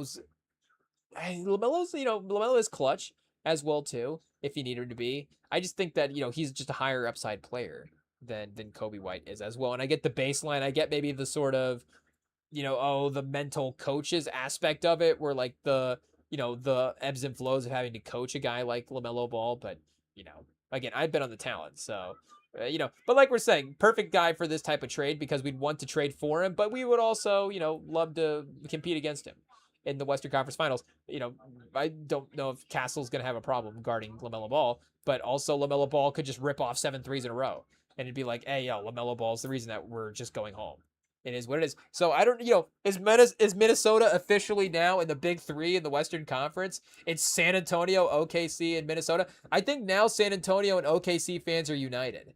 Like, OKC has a title and San Antonio doesn't, so maybe they can kind of, be united with us in that type of way right now. But I think maybe we're both looking at Minnesota being like, hey, wait a second. I don't know if you're on our level yet. What's going on there? But, they get DiVincenzo back again, like Dosunmu, like really takes a step up again. Dosunmu scored 40 in the playoff game, so we need to give him credit as well too. But they do those things, and of course, they're right there as well. And again, just where they're at roster wise, forget like Towns and Edwards being as close as they were. Maybe forget, but where they were at roster wise from the end of the season, the long game of basically turning Julius Randle into LaMelo Ball, because the idea again was turning Julius Randle, I guess, into the Dosunmu extension. Pause. But you get to turn it into LaMelo Ball, kind of like that's the player's like that. I think you're better off there, even if it is again a different team, different look. You had the sort of power forward for power forward swap out with Cat and Randall. So again, now the weaknesses in the roster, the talent of the roster is shifted to different spots in the court. But I do think that the player talent is a little bit better for them. But, again, obviously, it takes a lot to win a finals. So, the Spurs have been very fortunate that, what we had the lottery picks that we did, but also, again, we had some veterans this year. We had good Harrison Barnes minutes. Again, like, is Carter Bryant going to be a good impact guy going forward? Hopefully the draft picks are able to hit this year as well, too. Terrace Reed's able to provide, good minutes. If Quindon, I think Quindon's might little, again, we're saying Ben Wallace, best case scenario, maybe Brandon Roy, worst case scenario. His knees might be cooked. It is what it is. But, either way, he's obviously super talented. So I guess you got to take a gamble there if you're as, loaded a team as San Antonio. I guess it does, make sense a little bit. But yeah, chat. Hey, yo. We've got obviously so much more NBA offseason news to get into as well, too. That, I'm sure that we can slowly, cover these storylines over the course of these upcoming live streams as well. Here, we are cooking up a little surprise here for you. I'm not checking my phone just because I'm checking the phone. I was like, hey, yeah, I don't know if we have to justify our actions here, but we are, cooking up a little surprise over, the next couple of live streams here. So we were just kind of seeing what was on the docket here to see if the surprise, hey, we don't want to, jump the gun on the surprise, but just in case there was the potential that we would, hey, we were going to take it. It is what it is. But, and I guess now we're seeing, IT, do they want us to react to the future album? Dwight Howard going to Minnesota, chat? Hey, yo. Oh, chat. AI Dwight Howard going to Minnesota, it looks like. But we'll see. Hey, yo, maybe they might need real Dwight Howard at some point as well, too. I guess it looks like he's kind of photoshopped himself there on the Instagram. Ooh, Isaiah Joe. Also, so Isaiah Joe and Cade Cunningham's the backcourt now? Is that better than LaMelo and Edwards? Maybe not quite. But, they could take the number 2 backcourt in the league, I guess, is fine for now. But we still have the whole Jaylen Brown saga to get to. Obviously, he didn't get traded in the Giannis deal, but make no mistake, he's got to get traded now. We know that is, one of the unfortunate sort of, I guess, byproducts of doing business in the NBA. If you don't get the deal done, it's like, well, now this guy knows what's up. We just tried to trade him. Sorry, Jaylen Brown. It's like, we'd actually do want you, but maybe we wanted Giannis more. It is what it is. Like, I guess, Obviously, I was gonna go coward. We make a relationship comparison, chat. Hey, yo, I guess we'll save that for FS1. But obviously there is, I guess, the obvious correlations that you could make there. But wait, what this happened with what like, did this happen with Ben Simmons back in the day as well too, or just time and time again, you get a player where it's like, wait a second, I'm on the trade market. I don't like that. I'm not a fan of being on the trade market. I want to be wanted by the team. So Jaylen Brown, and I think he's also, I'm not going to drop a Kendrick bar on him. I'm not saying he did it to himself, but I think that maybe Jaylen Brown is also not totally against the idea of being traded from Boston as well, too. Is what it was kind of seeming like based on some of those Twitch streams at the end of the season there. Obviously, end of season frustration is definitely just a real thing, but maybe there was some other things that were, kind of boiling over at that point as well too. But regardless, we'll have to look and see kind of where that will go, where he could potentially end up, and what is a possibility there for the Jaylen Brown trade machine. Because again, I don't, you could either get Giannis for Jaylen Brown or Rudy Gobert. Like I don't know what the actual value is in the league. I guess it's just based on team need, right? Kind of a bit of a malleable trade market for Jaylen Brown, it looks like. But the other domino effects as well too. And I mean, two big superstar trades. I guess, and assuming we get a Jaylen Brown one, three big superstar trades in an offseason would be, quite the full offseason there. But if there was a fourth one, I don't think it would be super surprising. And maybe not superstar, but be like RJ Barrett going somewhere or something. We could still get a plethora of fun other moves. Like we said, we do have free agency right around the corner. And, because of the NBA stuff going on tonight, we did have to kind of, push off the reasonable doubt anniversary celebration as well, too. I think we kind of got the schedule wrong with when the the show was. I thought maybe the show was a little sooner than it is. But let me see here. Reasonable doubt release date. Was it the 26th? 1936. What is this? Oh, the film? No, no, no. That is wrong. Has Jay-Z been making music since 36? Hey, yo. I don't know about that. But oh, the 25th. So yesterday was technically the 30-year mark for Reasonable Doubt. So we'll give it a shout out here at the end of the live stream as well too. But don't worry, that won't be the only shout out we'll give it. We'll have a dedicated anniversary live stream for this, of course, iconic debut project from the great Jay-Z. And again, with the anniversary show right around the corner here, it'll be a celebration of that. But yeah, you know what? Summer doesn't stop. World Cup is going. I'm sure we'll get overly invested into Summer League now that we have to keep an eye on this Miami roster to see who's playing with Giannis. Obviously there's just going to be other storylines that emerge as well too. So you're just going to have to stay locked into the Rim and Sam pod. It is what it is. And like we say, just, we're not trying to, hey, what are we trying to say? Promo the live, do some fake promo here or something. But I'm just saying, maybe stay tuned to the next live stream or two. There may be a little surprise trying to be cooked up here. So, again, we won't say too much, but just the next one or two live streams are probably going to be must-watch live streams because you never know what can happen. You never know what can happen. So you're going to want to stay tuned. Hey, same bat time, same bat channel, of course, here on the Rem and Sam YouTube page. Of course, the podcast feeds are available as well, too. You can also send us a message on the Instagram. Hey, on the old Instagram over there, at Rem and Sam Pod, if you want to hit us up that way and communicate with us, message, hey, I guess if you want to, complaints chat, hey, I guess because of the restaurant job, I say like, send us a comment at Rem and Sam Pod. I'm like, oh, we're going to get bad reviews. Hey, but, I guess they could be good reviews as well, too. It could be fun comments. It could be fun questions. DM us at Rem and Sam Pod, NBA backcourt rankings.